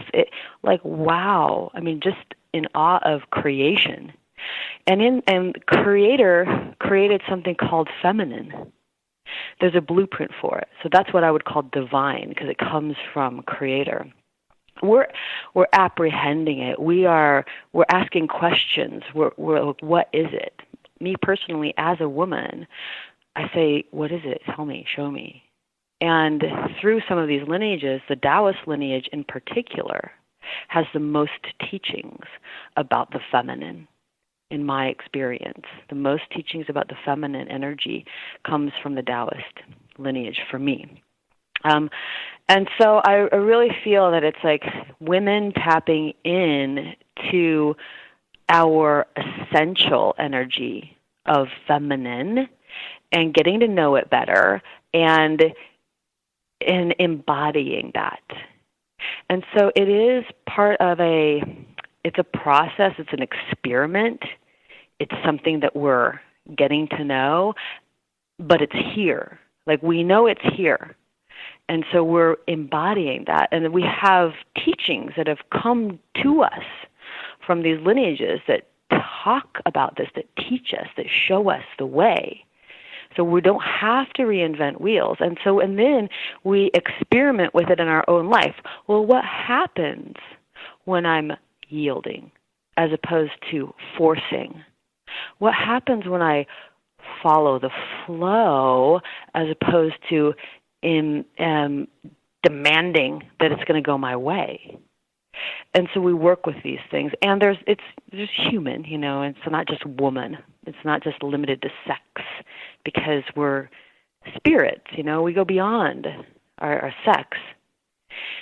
And there is something really beautiful about the yin coming from Creator, this energetic essence that has been given to the feminine that is very unique. And it's in embodying that uniqueness and remembering that, and then touching the world with that uniqueness, that unique feminine touch that I feel it's like having flowers everywhere. It creates beauty.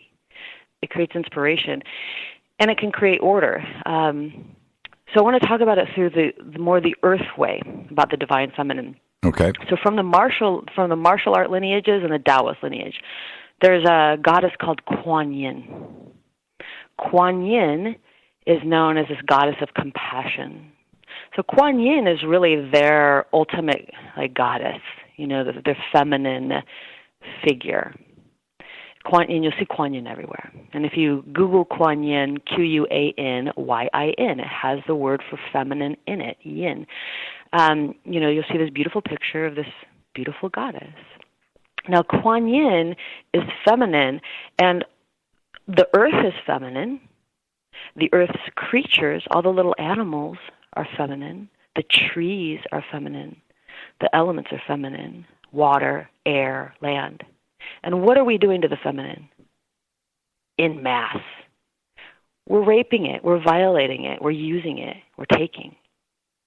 So when I see the divine feminine, embody the divine feminine, coming back to being in harmony, honoring the divine feminine as important enough to be, important enough to just let be in her beauty. Let the ocean be, let the animals be, let the air be. And so I believe right now that there is a message coming through the divine consciousness or mass consciousness. A lot of us are getting a message that it's time to honor the feminine. Honor it, respect it. And we're learning what that is. And some of us are fully like this is what I think needs to happen right now. I'm doing this. I'm teaching this. I'm doing the best that I can. I'm doing something. I'm not just sitting back and watching it happen. I'm not just watching this earth get raped. No, I'm not going to do that because I have a warrior spirit and I'm a woman and I'm feminine, so I'm going to do something about it. And this is what I'm doing about it. And I'm also starting a sloth foundation, which is going to help to save sloths and the rainforests and do educational programs for children to create eco-entrepreneurial businesses so children can be empowered, even if they're in poor places, to have businesses based on recycled materials and stuff, because that, again, it's my commitment to do something about it, do something about the feminine, which is the earth. So Kuan Yin is the earth and all her creatures and the feminine and woman. We have to come into balance with this, and so we have to try to honor it, understand it, respect it. Well, isn't Kuan Yin known as? I could be wrong here, and don't you being the teacher? Don't whack me with the yardstick. The goddess of mercy. Compassion. Yeah, mercy. Of compassion. Right.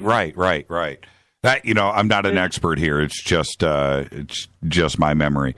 When you start to teach this and cultivate, different priestesses, the women that you are teaching this to, are they single, married? Does it matter, or do you prefer one or the other? Is there a difference? Oh, I don't have any preference at all. Any woman has the birthright to connect to her sacred work in the world, right? To her to spirit. It has nothing to do with whether you're married or not. Yeah. Well, no, I'm at because somebody that is single is probably going to be younger. Right, and somebody that is married could potentially be older and a different mindset. So is it never too late? I guess is more of the question. Oh, it's never too late. Right, it's never too late. So, for example, what does a priestess do? I'll share something that's really near and dear to me, which is priestessing death. Priestessing death. I had the honor of priestessing my father's death last April 5th. And I always wanted to be able to be there when my father died, like when he died, because I knew that I would be able to hold a space for him that was loving and protective and allowing and supportive for him to leave his body without being alone or desperate or whatever the case may be. And events conspired so that I was at my father's death.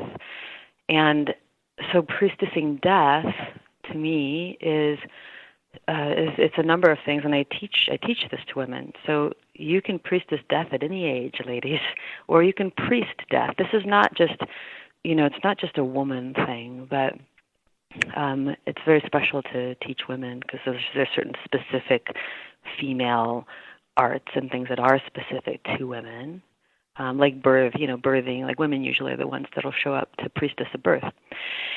So priestessing death is so beautiful and so sacred because you are there for the birth of a soul into the next world.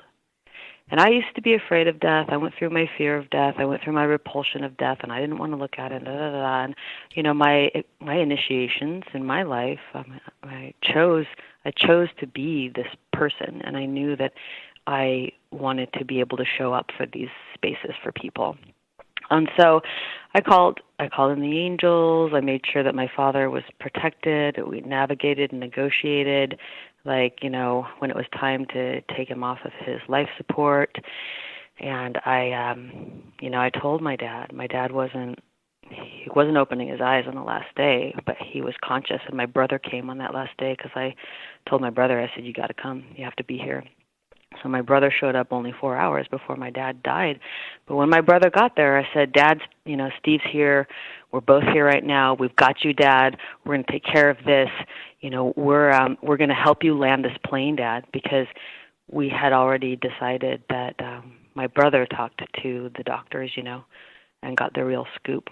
And they're like, your only option right now is to make him comfortable. And so I told my dad, I said, Dad, we have you. We've got you. We are here for you, and we are going to help you land this plane, Dad. And my dad nodded his head 3 times. And I knew at that moment, I said, okay, we've got this. So we, made him comfortable, had the morphine, and I started calling in the angels. And then I started the angel songs. And I started singing softly to my father songs of blue skies and sunny days and running free in the fields and giving gratitude to his body and calling in his mother and thanking him and giving gratitude for being our father and for all the hard work that he did and what a great father he was. And we had our arms spread out, and I had my ear right by him, and he had his ear leaned toward me. And then I got my dad's brother on the phone, and my dad had the strength and the will to take his last breath. And he did that in our arms. Wow. Well, and it's one thing for your father, but how about you at that moment? What do you mean? How were you at that moment? Were you changed? Did you feel something? Awe and great gratitude and honor. Right. Gratefulness. Right.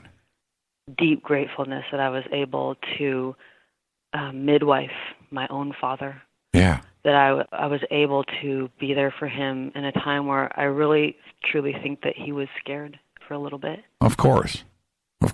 He's my dad. And to see my dad was ready to do it all by himself. And I know that. My dad sucked it up. He was like, I'm not bothering anybody with this. I'm going to die by myself. And I knew that he had that. And he didn't need to have that. But he didn't know. Yeah. He didn't know what I do. My father was a banker. He never really understood me, and I knew that he wouldn't fully understand me until he was on his deathbed. Right. And it was true. Because then he was like, oh, this is what she does. Yeah, and so many don't have that opportunity to be there. They're away, and there's you mentioned airplanes earlier. Our families have spread apart, and when that moment comes, you can't always be there, but you were. I think that's why I was so grateful. Absolutely. So grateful. Absolutely.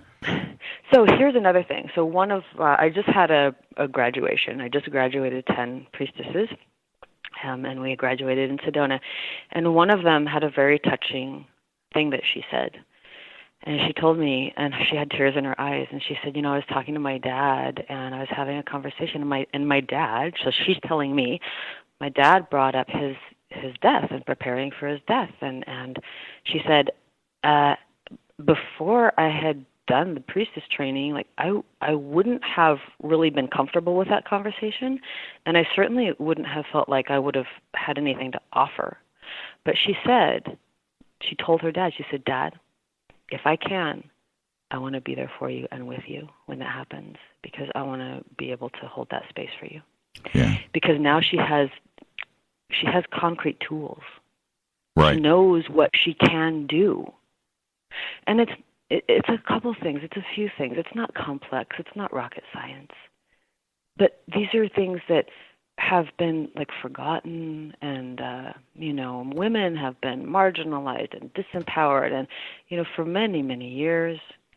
And the Western woman has a unique opportunity in that we can embody these things. We can bring them back. We're not going to get stoned to death or burned at the stake. We may get ridiculed a little bit, and that happens. You have to be strong enough to handle other people saying things about you, judging you, whatever it is, because that's just a product of stepping out. But we need to bring this back, the sacred wisdom, the sacred feminine wisdom back to the world. How to birth midwife souls. And when you say, Beth, let me jump in here before we hit this next break. When you say Western woman, exactly what does that mean? Because it's probably a much broader term than a general term, like, you know, United States women, right? It's not. That's not what. It's not geographical, right? It's not geographical. It's a Western paradigm. Right. Because there's places in Europe that are very Western. We would call them Western civilizations.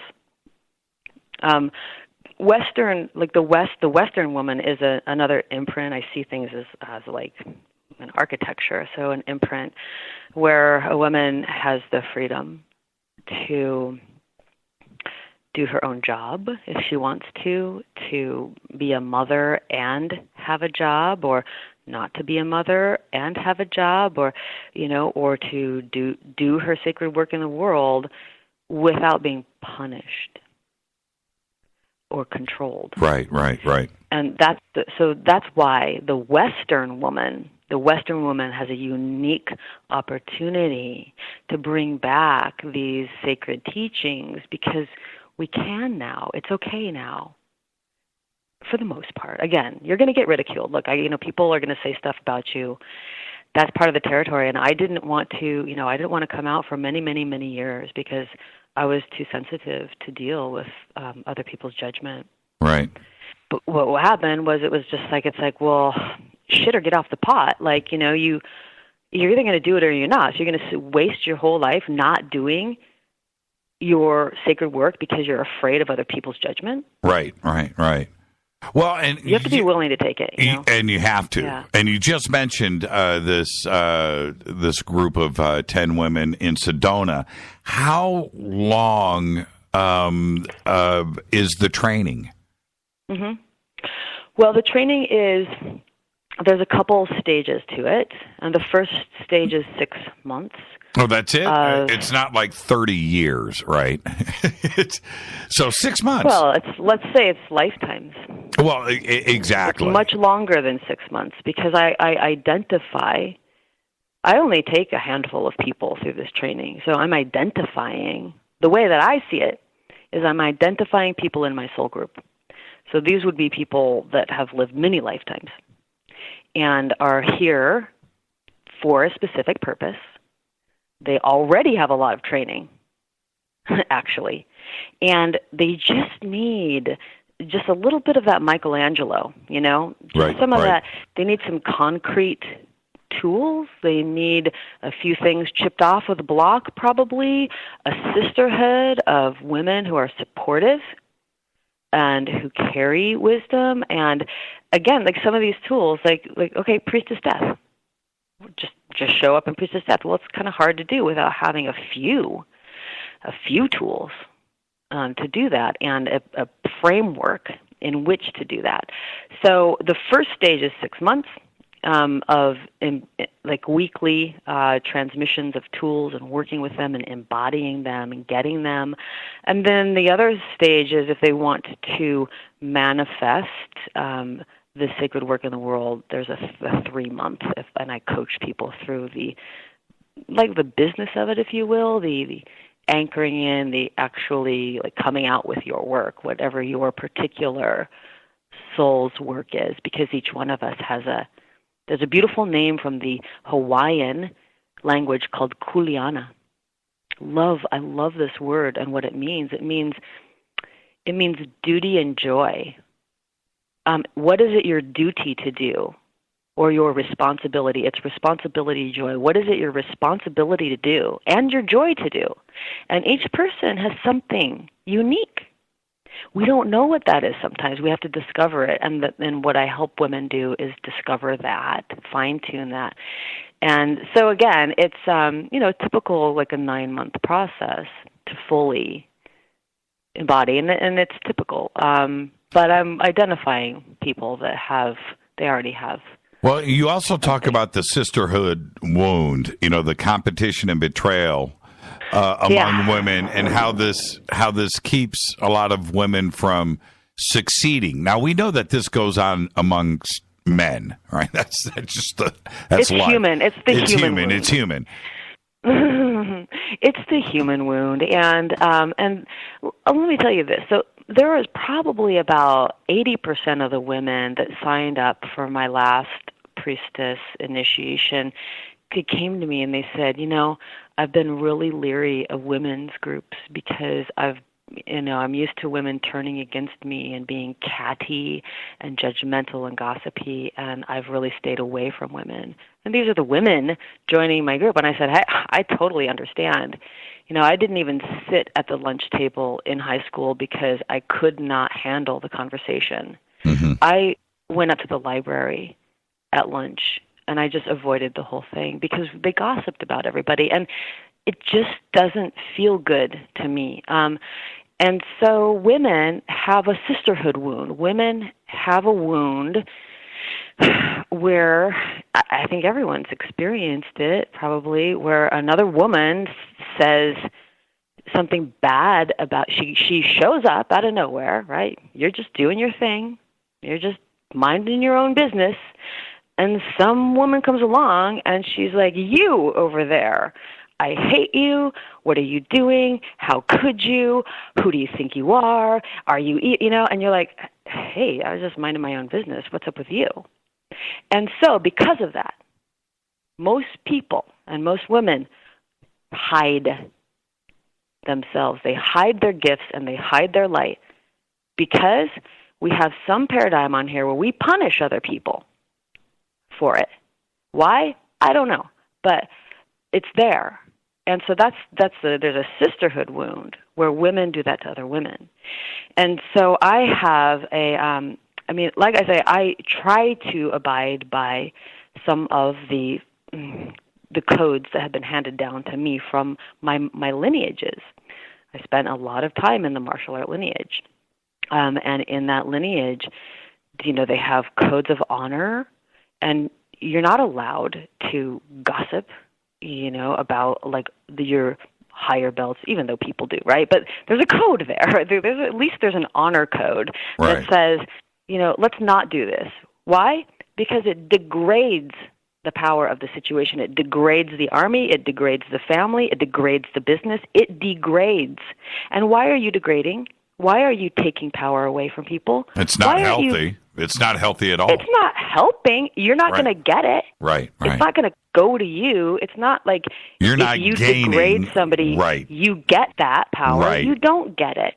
You degrade you, and you degrade them, and you degrade everything around you. And, let me get his name right. Masaru Emoto proved that in his experiments with water. He proved that if you say to water, I hate you, that water turns into an ugly mess. And if you say, I love you, that water turns into a beautiful crystal. That is alchemy. That is the power that each one of us has. What are we doing with it? What are you doing with it? This is not a test. What are you doing with your life? Are you a blessing or a curse? It's pretty clear. Right. What are you saying with your words? What are you intending? What do you want to happen? You want somebody to get hurt? Why? What is wrong with you? Bless people. You know what I mean? Exactly. We got to take a break right here. Everybody, Beth's website is bethleone.net. And I feel empowered already. Great conversation. Let's take a break right here. When we come back, we're going to talk about what priestesses and aliens have in common. Yeah, there is an ET side of this. We'll be right back. Hi, everybody. This is Rob Halford, the Metal God, on JimmyChurchRadio.com. KGRA Radio. Intelligent talk. Do you know what's in your body soap? Well, I didn't know the answer until about 5 years ago when I looked at the label of my soap and was shocked to see all the chemicals. For my entire life, I had been assaulting the largest organ of my body, my skin, and to think my children were using it too. Well, a lot has changed since then. Today, my family and I operate Stone City Farms, where we make and sell all natural goat milk soap using fresh goat milk from goats we raise on our farm. Our mission at Stone City Farm is to produce high-quality, all-natural goat milk soap for people who want a fresh, unrefined, natural product. At Stone City Farms, we offer scented and unscented soaps and a signature line of gift sets customizable to your needs. To see what our customers are saying, go to StoneCityFarm.com. Use the code NATURAL for a 20% discount. That's StoneCityFarm.com, code NATURAL for 20% off your order. You never know what could be hiding in your soap. So, you love talk radio? Then you'll love TalkStreamLive.com. TalkStream Live is always on, 24/7, with the best streaming talk shows. Find your favorite talkers and discover some new ones. It's free, readily available online or on any smartphone or tablet. Finding your favorite talk shows all in one place has gotten a whole lot easier. Just go to TalkStreamLive.com. Be sure to download the free apps from Google Play or the iTunes App Store. Would you like relief from muscle pain, headaches, and discomfort to sleep better, have more energy during the day, and just feel naturally amazing? Fibromalic can help. Its blend of malic acid and magnesium can provide pain relief and comfort for those who experience fibromyalgia. It helps your body absorb more oxygen, and it works quickly for a significant reduction in pain within 48 hours, all without a prescription. Ask for Fibromalic at health and vitamin shops or shop fibromalic.com. Did you know that when you're on the road with limited data or Wi-Fi available, you can still listen to every minute of Fade to Black by just calling 605-562-4482. No smartphone, app, or internet needed. It saves your data plan and no extra cost if you have unlimited minutes. Just call 605-562-4482. You can listen to me, Jimmy Church, on any phone, anytime, anywhere. Go Beckley Tappy.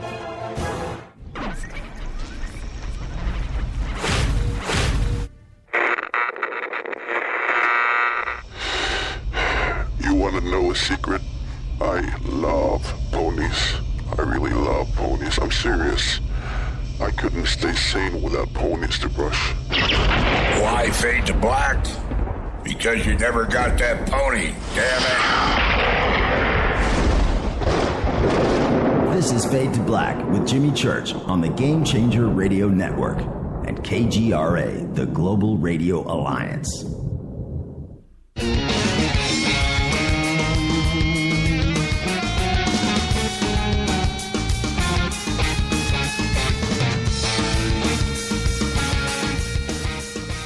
Welcome back, Fade to Black. Our guest tonight, Beth Leone. Yeah, talking about how the Western woman is going to help save the world. I say take over. It's about time. Yeah, take over the world. Take it to one priestess. Well, it seems to be happening. one priestess at a time. That's how it's done. Okay, let's kind of change gears a little bit and talk about what priestesses and aliens have in common. Okay, let's change the subject up a little bit. Let's talk about aliens. Let's do it. I heard something. There's a method to my madness, right? Yeah. Somehow, we're going to get to the aliens. We're going to get to the aliens. I knew you wanted to talk about aliens, so put it in there. Let's do it. Okay, let's do it. So I was told a couple weeks ago by one of the fellow masters in our master council martial art thing. He said, what did he say? And I don't know if I'm going to get the countries right. I think he said that North Korea tried to send a nuke to Japan. Really? Now he said he saw it in the news. Now I'm not saying this happened because I didn't see it. I didn't see the news story. But what he told me was that a few weeks ago, North Korea, who's it, Kim Jong-il? Yeah, Kim Fatty Fat. Right now? That's what we call him, Kim Fatty Fat. That's what you call him? Oh. Yeah, Kim Fatty Fat. So him, what I heard was that he tested, so first he tested some weapons that were not nuclear weapons. Shot them over to Japan, and apparently he was like, okay, they can get there or something. And then he tried to send a nuke. And what happened was nothing happened. What happened was he pushed the button and nothing happened. Mm-hmm. And then he was like blaming, I don't know, sabotage, the Russians probably, because let's just blame it on the Russians anyway, right now. So, but what was said was that it's the aliens. So apparently the aliens do not allow nuclear weapons to be fired. We've heard this from other people. Yes, we have. Other people say this, yes. And so so that's an interesting piece about the aliens. So why? Well, there's some sort of protective element that they have. They're protecting. They don't want us to. They don't want us to blow ourselves up. They don't want us to ruin the entire beautiful creation here. So there seems to be some sort of boundary, a healthy boundary going on. And that's how I see a priestess. We carry particular healthy boundaries. There are times when you need to have a boundary. And the times when you need to have a boundary are the most obvious is when somebody's trying to do something of harm to you. Well, you got to have a boundary. The boundary is, I'm not going to allow that to happen. No, that's the boundary. No nukes, that's the boundary. No violation, no rape. No, that's the boundary. How about that? And so a priestess also has a stand. You make a stand. And the stand is for, what is it for? What stand are you making in your life? Everybody has a stand, or they're just kind of mushy, but you'll find it somewhere. Some of us have a conscious stand. And standing for the protection of the earth and her creatures, which is Kuan Yin, which is the feminine. That's also what a priestess does.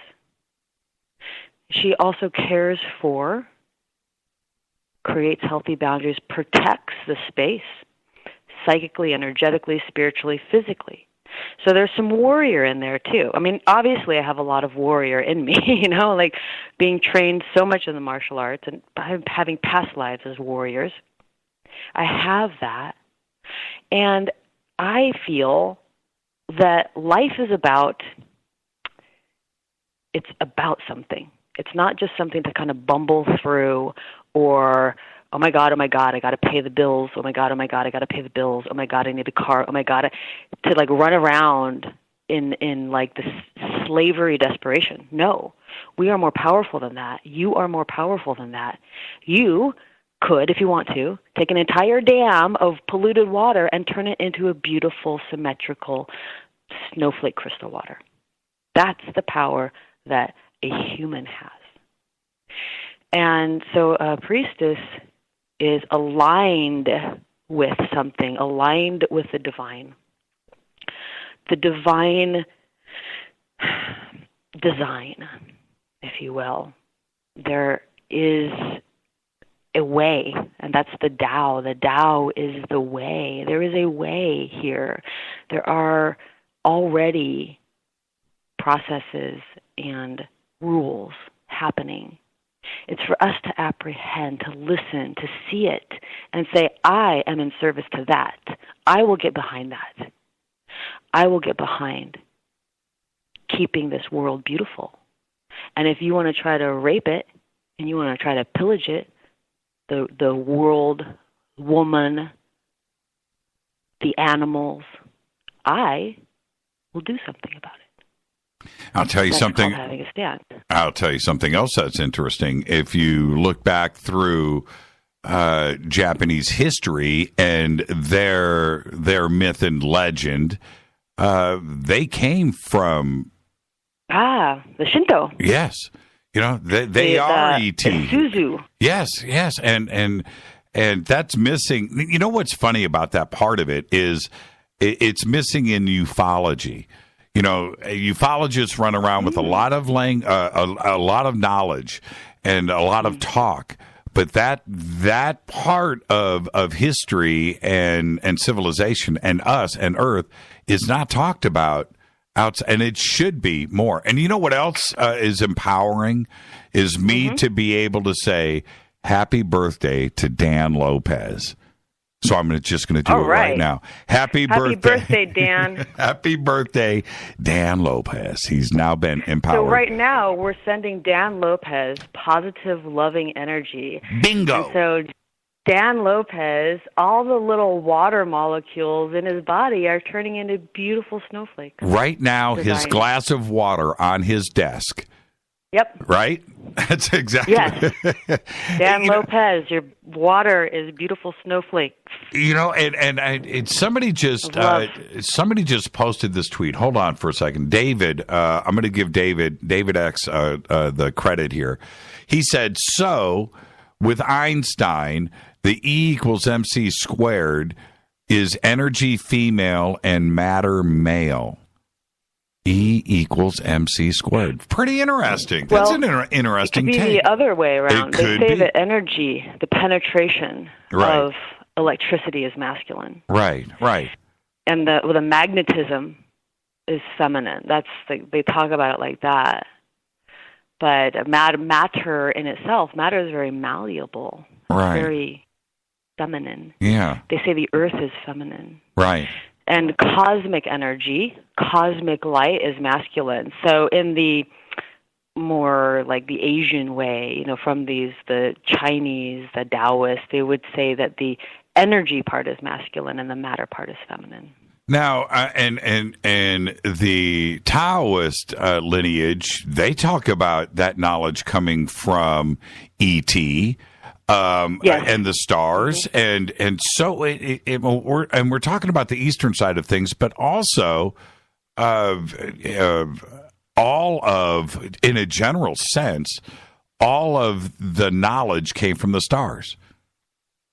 The Star Nations. Right. So the Native American Indians call them the Star Nation people, the people from the stars. So I want to talk about for Shinto. So the Japanese, right? Right. So they say that the Japanese were seeded here from a star nation, a star race. And in the Shinto legends, they say that the first king, they call it, came down in the Isuzu. It's a spaceship. Yep. And they have these 3 bells put together that are supposed to look like the spaceship. And where did they come from? They say they come from the Pleiades. And I can't remember, is it Suzuki or Subaru? The Pleiades, so the Japanese name for the Pleiades, it's either Suzuki or Subaru, right? Like the car. Right. And the Isuzu, the car, right? So they put those names in their cars. So that is the legend of where they come from. So the samurai, those people, those beings, the Star Nation beings that have this code of honor, this warrior, I will protect and serve the feminine. What does that mean? It means the family. It means the children, nature, the right to simply live your life in peace. And if you, whoever that may be, try to come into my life and try to kill my family or rape them, I will stop you. That is a warrior. A warrior is in service to Kuan Yin in my lineages. And so it's a little bit of like, what do you stand for? What are you doing with your life? We have a lot of military. We have a lot of people that they're in the military. They're not warriors. To me, a warrior is somebody that has chosen the light. They have chosen to stand for, I guess it's peace, because you can't always just sit there and like everything is going to go okay. Sometimes you have to respond to stuff. What response will it be? Right. And so anyway, so that's like the warrior thing. And then what we're talking about, so the Star Nation people, also in the martial arts, in Bagua. So Bagua is one of the martial arts that I have a black belt in, and it's a beautiful form of martial arts. It's gorgeous. It's very circular. It spins. It's like the wind, the energy of wind. And they say that Bagua is because it's so complex. It's usually, like, traditionally, it would have been one of the last forms that you would train in, because it also has all of this mystical alchemical knowledge, and it has the history of the stars. And so there are these things called, like, 7-star stepping, 7 stars. That's right. Pleiades. Yep. The 7 sisters. Yes. So inside of Bagua, they coded the ancient knowledge. Even the way that you hold your arms is like the Little Dipper. It's the Pleiades. And so they hid the knowledge of where we came from, the Star Nation people, in these ancient lineages. There are certain secrets. That's why things are mysteries, and not everybody can handle the secrets. And that's why they need to be secret, because some people aren't ready for the secrets because they misuse them. There's so many different ways that people misuse secrets. I can't even describe how many different ways. But so they were hidden inside of things, and Bagua was such a complex martial art that by the time you were training in Bagua, you were very highly trained, and you would have gone through the vetting process of somebody already knowing you for a long time. Right. And then they would maybe give you that, And when you look at some of the ancient paintings and sculptures of Japan, when they talk about their first king, that if there is any question about what that craft is, it's not a boat, right? It's not. That's a. I haven't seen these. Yeah, it's high technology. What you're talking about. It's a flying saucer. It's a flying saucer. Can I Google it? I would have to send it to you. I'm not sure how to search it. I've certainly seen so much of it over the years. It's pretty incredible to see. There is some part of the myth and the legend when they talk about those origins that this craft came from under the sea, right, and landed on the shores of Japan. Then there's other parts of it that say that it came from the sky, came from the stars. Regardless of that, the craft is definitely flying saucer-ish. Right, that's what it looks like, and to come from for being thousands of years old, what is it that they are referring to? What is it that they saw? Right, because it wasn't. Why do they even have the legend of the Isuzu? Why do the priests wear the 3 bells, which symbolizes a spaceship, right, or a water ship, whatever that the first king emperor came down in? Do you think, and so when you tie in that part of it, which is what I was getting back to earlier, talking about this North Korea situation, it could be that was the intervention, and that's, yeah. It didn't stop Hiroshima or Nagasaki. And people bring this up all the time. And my response to that, and I want to hear your response. My response to that is it had to happen once, right? The lesson had to be learned for both sides not to do it again, because now we've witnessed the destructive power. It was so... I cannot imagine being Japanese and having that done in my country. It was so life-changing. Look, their attitudes... The Japanese, I mean, just in the time that we can look back in Japanese history, like how many hits and blows they have received. Well, how many they've given too, as well. Let's not forget. They're intense. They just did. How many times have they invaded China, right? And they did a lot of spanking themselves, and there's no question about that. But now, it's humbling's the wrong word, or maybe it's the right word, right?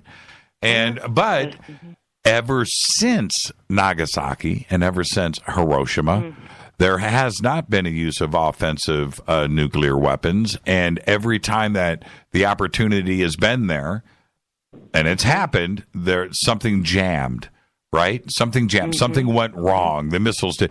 Something happened, and I am sure. Or also the the mind behind the finger that could flip the switch, right? That the mind got changed. That also could. Mm-hmm. Right. It's a mystery, but it's a good one. That one's a good mystery right now, and let us hope that it continues that way. Do you think with all of these, I think we're all tripping right now. We're like, all of us are at a holy crap moment here, because it seems like, well, doesn't it seem like we could spin out of control any second right now, right? It just seems like it's right there. But I just don't think... Is it just us, or has it been this way too? Because I remember my stepfather, he always talks about how they would have nuclear bomb drills in grade school. Mm-hmm. And they grew up during the, I don't know what era 60s. they called that. Yeah, 60s, Just 70s. the 60s, and he said that they were always in fear, they lived in fear of a nuclear attack. So is it just us right now, or has it just... Are we always pushing this, fear button every 10 years or so? And it's hard to tell, For me. Yeah. So obviously you're a little bit younger than me, but the drills that we did, and I remember it like it was yesterday. In the 60s and 70s, they would do the civil, whatever they called it, the civil warnings, civil defense system. And they would activate the sirens.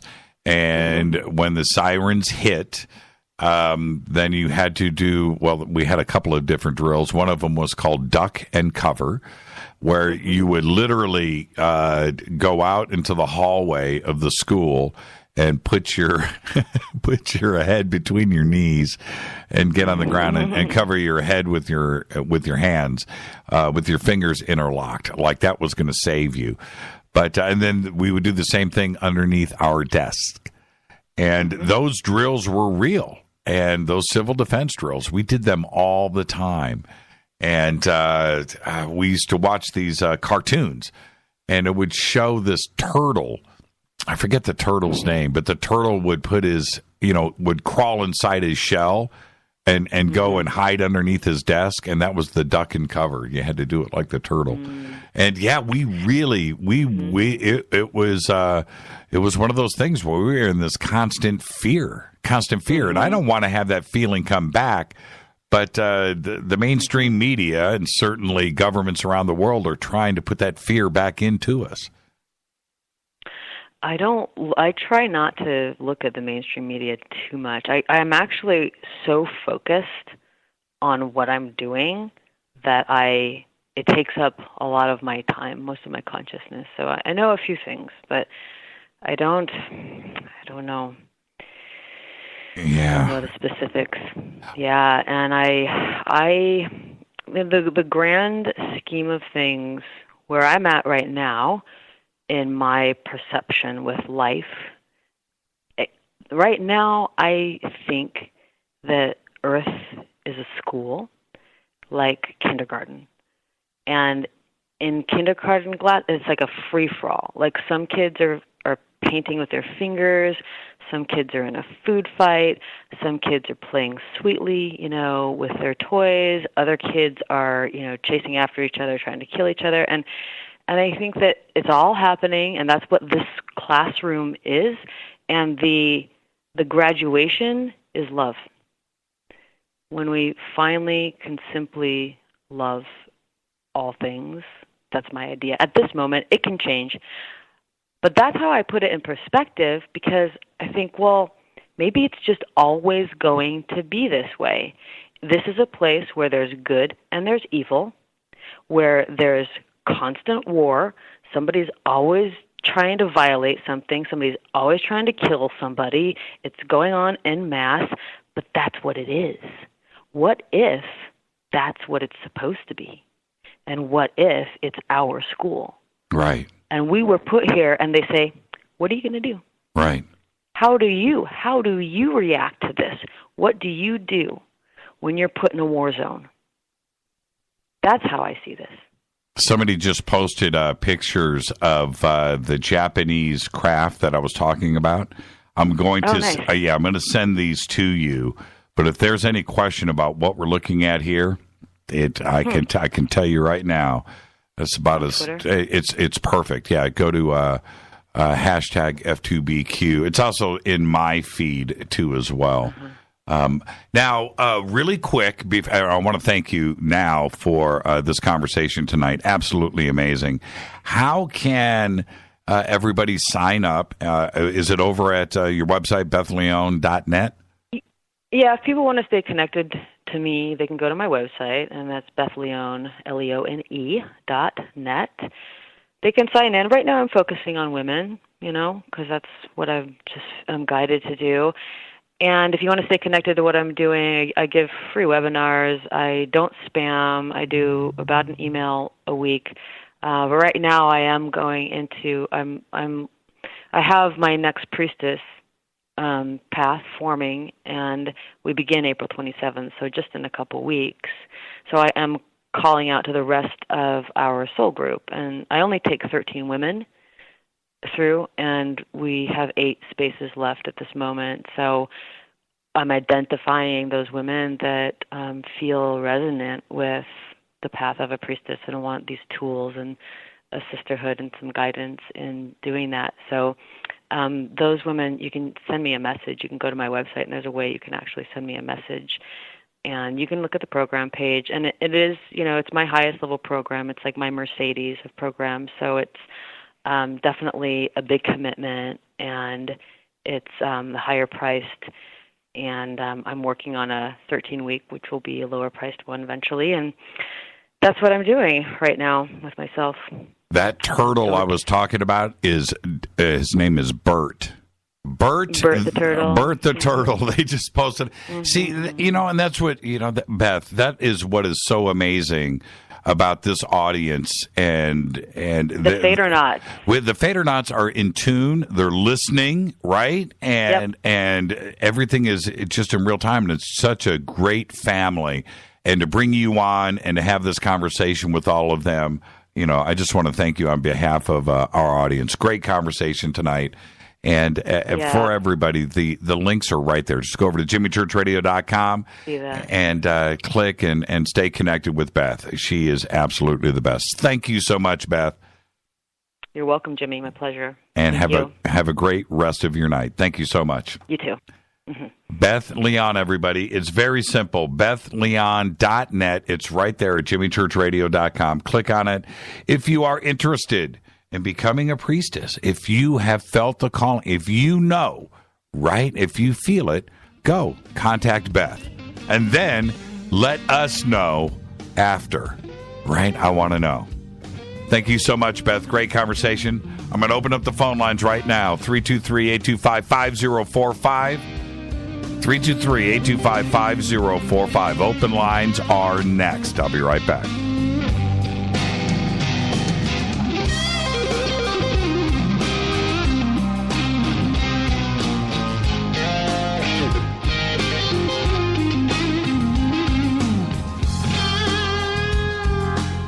Hey, what up, y'all? It's your girl Vivica Fox here, and you are listening to my boy, Jimmy Church, on jimmychurchradio.com. Despite popular opinion, reading a book will not make you smarter. But listening to Jimmy Church will. Balance of Nature's fruits and veggies. I had gout in both my knees, and it's gone. Well, I'm pretty stupid. I should have ordered it 15 years ago. Best thing I ever got in my... It's the most effective product that I've ever bought in my life. He had eczema on his hand, and it cracked for years. Mm-hmm. He did anything from doctor, every cream, everything. And 3 months on the veggies and fruit, it was gone. They're just awesome. They keep asking me, what am I doing? I told them what I did with my cholesterol. I had the blood test, right? And it went down 100 points. 262, now it's 162. Everything is just perfect. Call now to find out how to get your free month's supply of Balance of Nature. Call 800-2468-751. That's 800-2468-751. Call now, 800-2468-751. or go online to balanceofnature.com. Use promo code TSL. Would odors, mold, and mildew describe your basement or crawl space? It doesn't have to be that way. Transform them into a fresh, healthy, usable one with the technologically advanced Wave moisture control units. The computerized operation maximizes moisture control and also expels harmful radon, combustion gases, and numerous other pollutants. Dehumidifiers are old technology that do nothing for air quality and waste energy. Wave units are intelligent, self-monitoring, do not need maintenance, and will save you hundreds in electricity. Wave units are still running effectively over 15 years. They've been tested and installed in public and military housing and by property managers nationwide. Buy a unit now, and if your home is not fresher and drier, you can return it for a full refund for up to 12 months. What have you got to lose? Call now. 1-888-618-WAVE. 1-888-618-WAVE. Or visit mydryhome.com. That's mydryhome.com. Wave Home Solutions for a healthy, comfortable home. What's up, Fadernauts? Studio Dome loves Fade to Black and the F2B audience so much that they have put together the ultimate stereo Bluetooth system. They've done it just for you. Man, check this out. The Studio Dome SBB2 stereo system is here. It's featuring two Studio Boombox 2 SBB2 wireless Bluetooth speakers, packed in its own custom hardshell case. This Studio Dome system features the very latest in stereo Bluetooth technology. The two full-range boomboxes are in true wireless stereo. You've got to hear this. It's amazing. It's just $129, and use the promo code JCRTWS, and you'll also get free shipping. It's simple. Just go to jimmychurchradio.com, click on the Studio Dome banner. Go Beckley Teppy. This is Kristen, Erica, Brittany, Gabby, and you're listening to JimmyChurchRadio.com. It's not a lifestyle we chose. We were born this way. KGRARadio.com.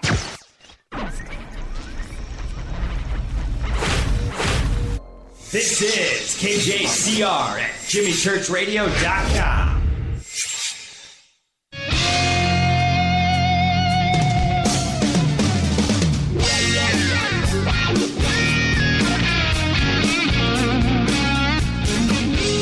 Welcome back. Fade to Black. Beth Leone. What a conversation. Wow, man. Great stuff. Just go to our website, BethLeon.net. The links are over at JimmyChurchRadio.com. Simple enough. Go click and stay in touch with Beth. And if you're interested in becoming a priestess, if you felt the calling, and you're there, contact Beth. And I definitely want to speak with anybody after that and see where things are at. I'm opening up the phone lines now. I've just clicked. So 323-825-5045.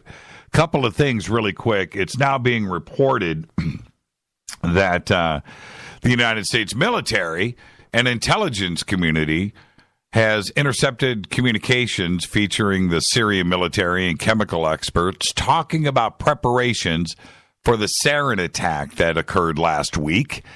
And they're talking about this now. The intercepts were part of an immediate review of all intelligence in the hours after the attack to confirm responsibility for the use of chemical weapons in Syria. I'm a little skeptical here.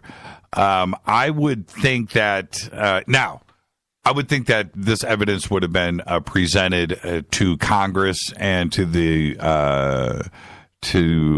citizens of the United States before the attack would have happened. Not only the sarin attack, but the Tomahawk missile attack. And if these intercepts are real, then where's the proof? Where are the recordings? Okay, and I don't want to hear, well, we didn't record it, we only listened to it. I don't want to hear any of that. If this evidence definitely does exist, we need to have it. And why wasn't it presented at the United Nations? And it harkens back to Colin Powell and shaking those little vials around of anthrax. right? This is a bizarre situation.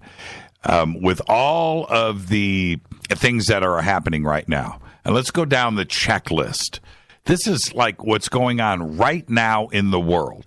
We've got Tillerson over in Moscow who sat down with Putin today, right? We have that situation going on. And I don't know. None of us were there. I don't know what Putin had to say to Tillerson or what Tillerson had to say back to Putin. Tillerson received the Friendship Award from Putin, right? He's like an honorary Russian citizen. And does that matter in this conversation? Does that help in the way that Tillerson is speaking with Putin? Does it help? Are they listening to him? Is Putin not interested? Has Putin said something back? The goal here, what Washington is trying to convince us of, is that Tillerson is going to be able to talk Putin into backing off of Syria. That Putin's going to make an announcement tomorrow saying, you know what, we're not supporting Assad anymore, we're pulling out, and that's it. We are now united with the rest of the world and the United States on this. It ain't going to happen. It's just not. So if there were, if I don't think that Putin would back Assad if the proof of sarin gas being used is real. Now, and the other part of this that is alarming for all of us, and this is where the conspiracy side of this really comes into play. The thought of the Russians knowingly assisting at that airbase, sarin gas being loaded into a bomb, weaponized, put on a Russian plane, a MiG, and then flown out and dropped on. And for the Russians to know that in advance, I'm not comfortable with that. Now, it could have happened, and it could be real, and I get that. But I just don't feel it, right? So, could the Syrians have been able to weaponize it, get it onto a plane and done it without the Russians knowing? Absolutely. I'm not comfortable with that scenario either. False flag. Now let's go to this issue. Putin actually used those words today. Putin used the word false flag. Now, when you have a head of state, a real head of state like Putin, use the words false flag, now, that is interesting. I've never heard a head of state use those words. They always dance around this. They always dance around this issue. We've had a lot of modern versions of false flags that have gone down lately, and I'm talking about in our modern history. And one of them, and if you don't believe that this could actually happen, I'll say it right now, was the famous letter that was allegedly intercepted, that where Iraq and Saddam Hussein were ordering nuclear materials out of Africa, right? And they waved that letter around. And you remember, Tony Blair, I've got this letter provided to us from the CIA. And that's a false flag right there. That letter was not real. It was a complete fraud. And so when we sit here and ask ourselves, does this stuff actually occur? That really happened. The question of anthrax and the weapons of mass destruction in Iraq, even though this issue has been run into the ground, proved to be false. Colin Powell was a stooge. He was played, and he ran around with those vials on television, ranting and raving, and got everybody all fired up, and it was not real. Now, you would think that after all of that there was no way that this would be allowed to happen again from us, the citizens of the world, that we are aware of this, and we're not going to get bought and buy into this again. And now we have this sarin gas attack. I don't know. I don't know if it really happened. And if it did really happen, who was behind it and what? We don't know. And then this evidence pops up today, and now they're talking about this today, a week after the attack. A week. If this happened And it really did happen. And they were talking about the preparations of sarin gas and all. Why wasn't this done before the Tomahawks were launched? Why? Is it that we couldn't? We couldn't go back? Would it be too scrutinized? And so we have that. These are the issues that are going on right now. And combined with that, the investigation that the United Nations that was brought up with the Security Council with Haley and the United States to go in and do this independent investigation, a United Nations investigation on the sarin gas attack, was vetoed today by the Russians. The Chinese abstained. So that was squashed. Now, was it squashed because they don't want the independent investigation, or did they squash it because of what it represented? That if the United Nations did go through with this, then it shows it admits complacency. I don't know, but these are the issues going on around the world with not only all of this going on. Now we have the situation with China. She was just here. He after everything that Trump had said about China leading up to the meeting with the Chinese president who was here last week, and what is going on in North Korea, after everything that was said, the controlling of the money and trade and that the Chinese were taking advantage of us and after all of that rhetoric, the Chinese president said to Trump today, and I guess it was in lieu of a new trade deal, right? One that would apparently benefit China, which is what was supposed to be the opposite, but I'm not going to leave politics out of this. But that China now says that they are going to step in on the nuclear program. Now, is that possible? We've got a carrier group going to North Korea right now. It's probably there. And the war games are going on right now on the Korean Peninsula. And will actual changes happen? I do know this, and the rest of the world knows, that China has the power to do what they need to do with North Korea. A nuclear Korean Peninsula scares the crap out of everybody.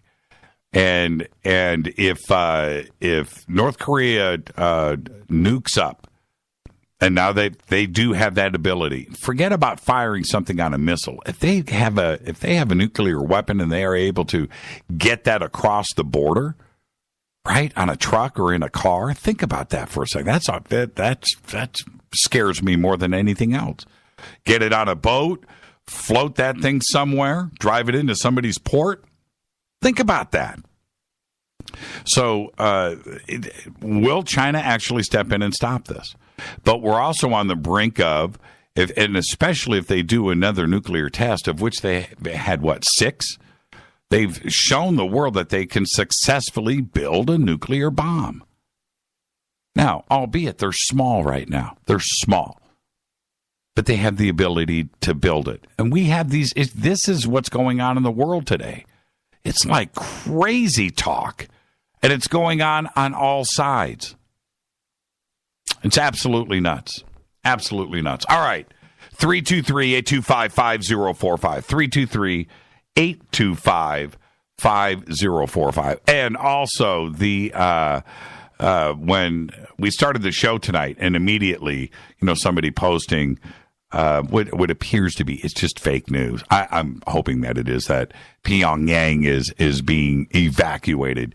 It's that kind of talk and that kind of fake news, if it is fake. But that's what everybody's worried about right now. That causes clicks. And once you start to initiate the thought, right, and you get that going, that's what elevates everything. That's what starts to kick everything off. If you think about it, it's really funny how the power of the mind, the power of suggestion, and then the next thing you know, something kicks off. Let's go to the phones. Hi, you're live on Fade to Black. Good evening, Jimmy Church. Good evening. Eric. Oh, hey, Eric. How are you?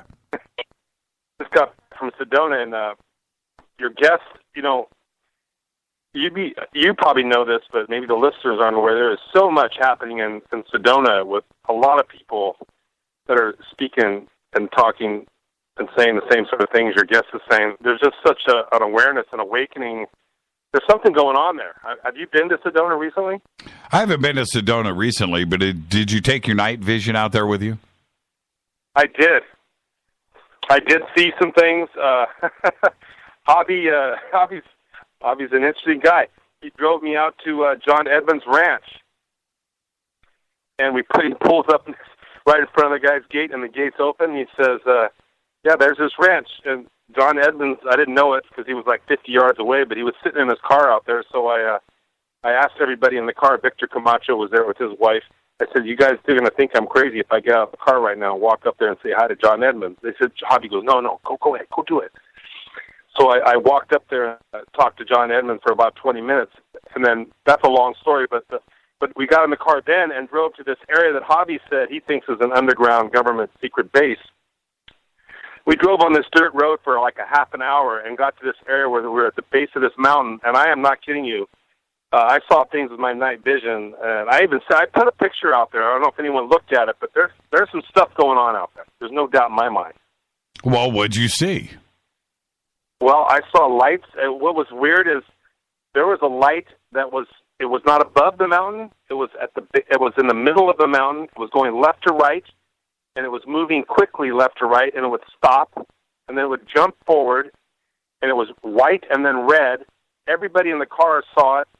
We couldn't figure out what it was. I couldn't make sense of it. It was strange, but and it is weird out there because there's all this barbed wire, and there's in the middle of nowhere, and you're trying to figure out, well, why do they need all this barbed wire guarding all this area? And it's just a lot of strange stuff going on in Arizona. I just wanted to share that with you. But well, what happened? Eric? With this light that was moving? It was flying. Is that what you're suggesting? It just wasn't in the sky. It was at the base of the mountain. It was not in the sky. I am 100% positive that all five of us agreed it was.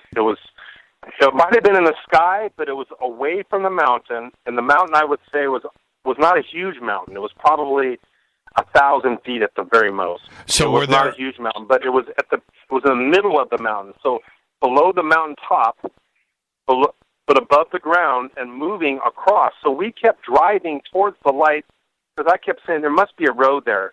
Maybe there's a car over there. We need to drive out there to see what's going on out there. So we kept driving. We got to the very base. There was no road. Whatever that light was, it moved. It would stop. It would move. So I don't know what it was. I just know it was strange. I just never seen anything like that before. It was really bizarre. And the crickets out there were so incredibly loud. We got out of the car, and it was deafening loud out there. It was, I don't know. It just was a trip. And it was right near John Edmonds' ranch.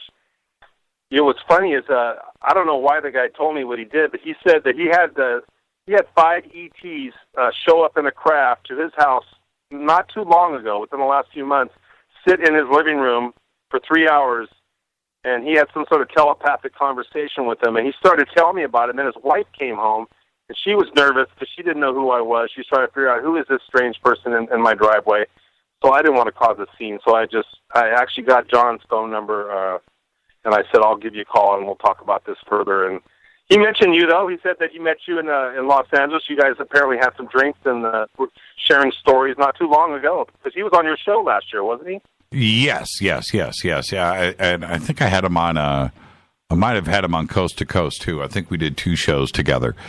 But was that light at the base of the mountain? Was that the only thing that you saw with the night vision? You didn't see anything in the skies? It was a full moon. It was 2 nights ago. It was a full moon, so we did not see. That was the only thing we saw. Well, that was it. Okay, well, John lives south of Phoenix. What about when you were in Sedona? Did not see anything in Sedona. Did not pull out the night vision in Sedona. We were actually in Cottonwood at his awareness expo, and he had a few ladies there that were on the same line as their guest tonight, and saying very similar things. And there's just an awakening. There's something going on there. I'm really drawn to this Arizona. I'm really drawn to Sedona. I'm seriously thinking about moving there.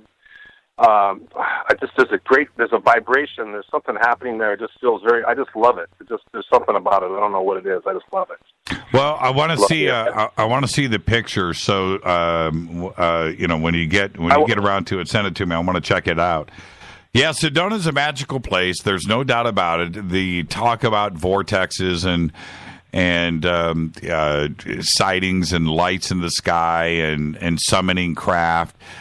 This has been going on for a long time in that area, and it has attracted so many people with that frame of mind that I think it's a very positive place, and I'm sure that a lot of strange things, fun things happen there all the time. So, yeah, I could see it. Yeah, go buy a house. Go hang out there with your night vision.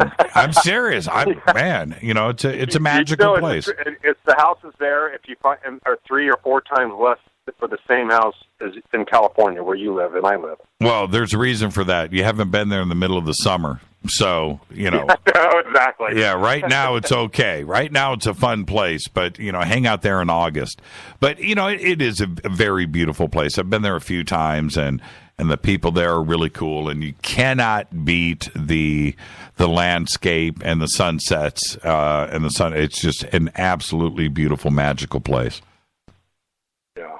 Well, I'm glad that Rita and you guys are having guests like this, because if we're trying to encourage and awaken people and get the whole process thinking forward, these kind of guests, I think, help a great deal. And I'm grateful for that. I just want to thank you for that. All right, man. Well, we'll see you tomorrow night on the show, Eric. Thank you so much, and be safe out there. All right, good night. Yeah, there's no question about Sedona. Sedona is a trippy place. And everybody that lives there is a trip in the cool sense, in the cool side. All right, let's see here.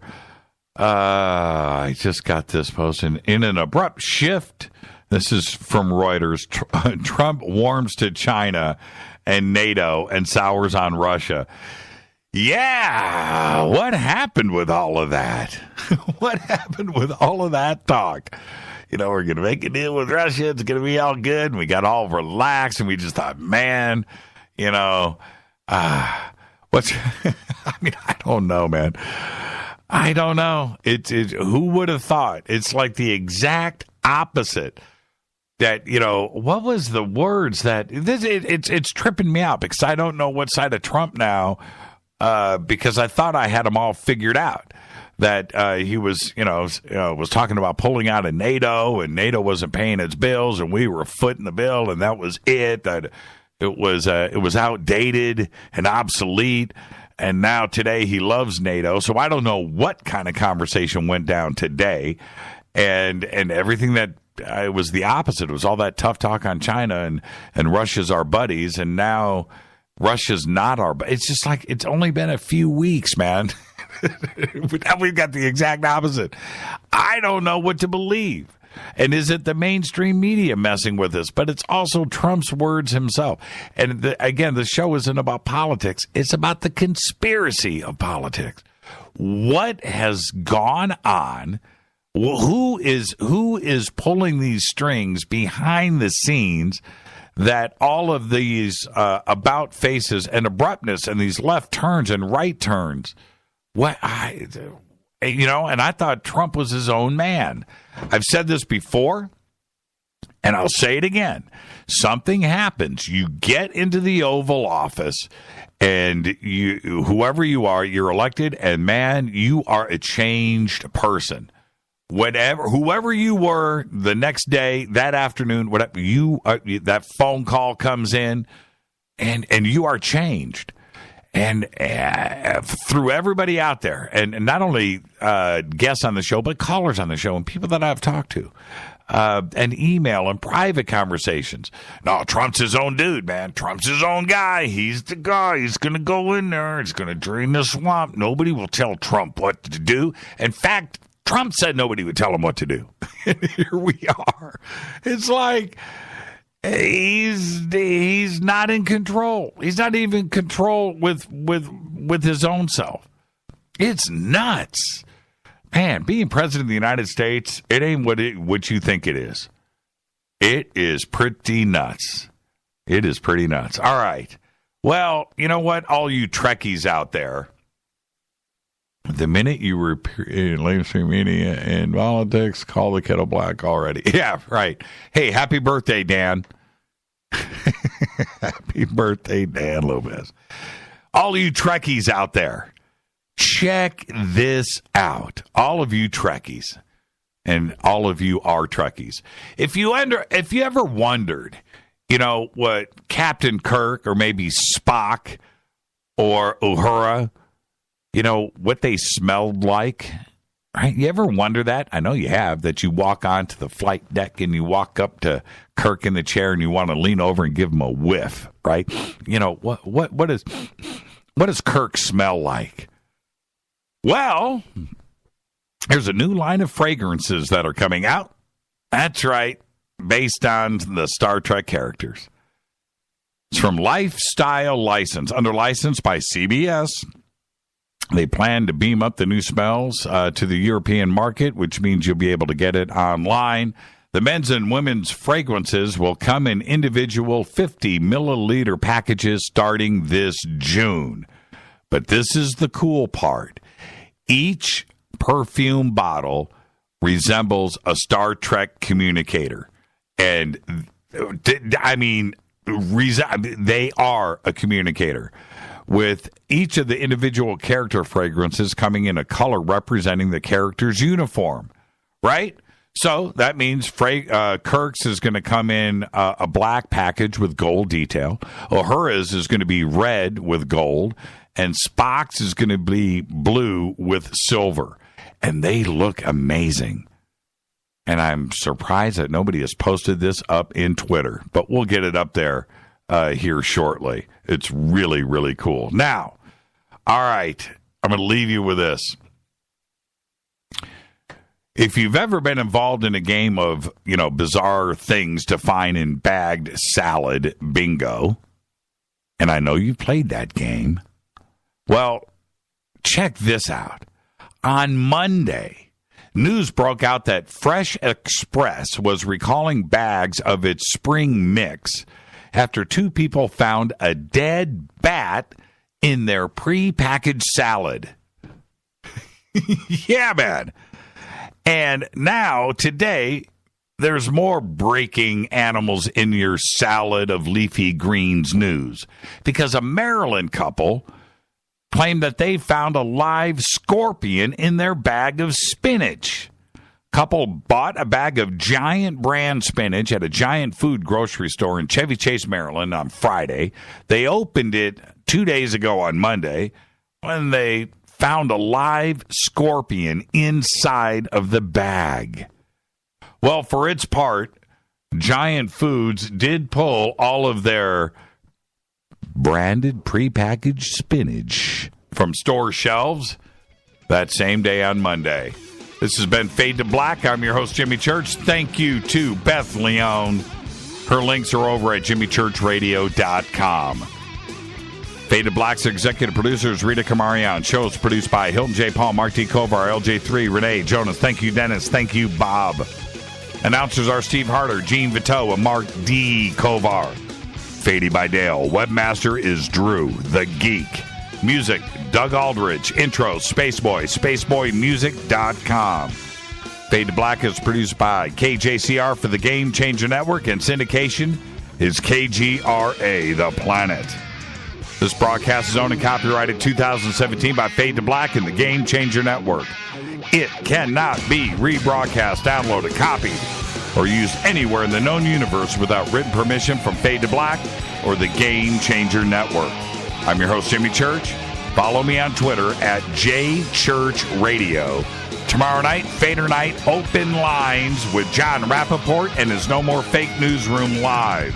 Don't forget, Friday night, I'm over at Coast to Coast AM. Open lines, and my guest is Brad Olson. Until tomorrow night, everybody be safe.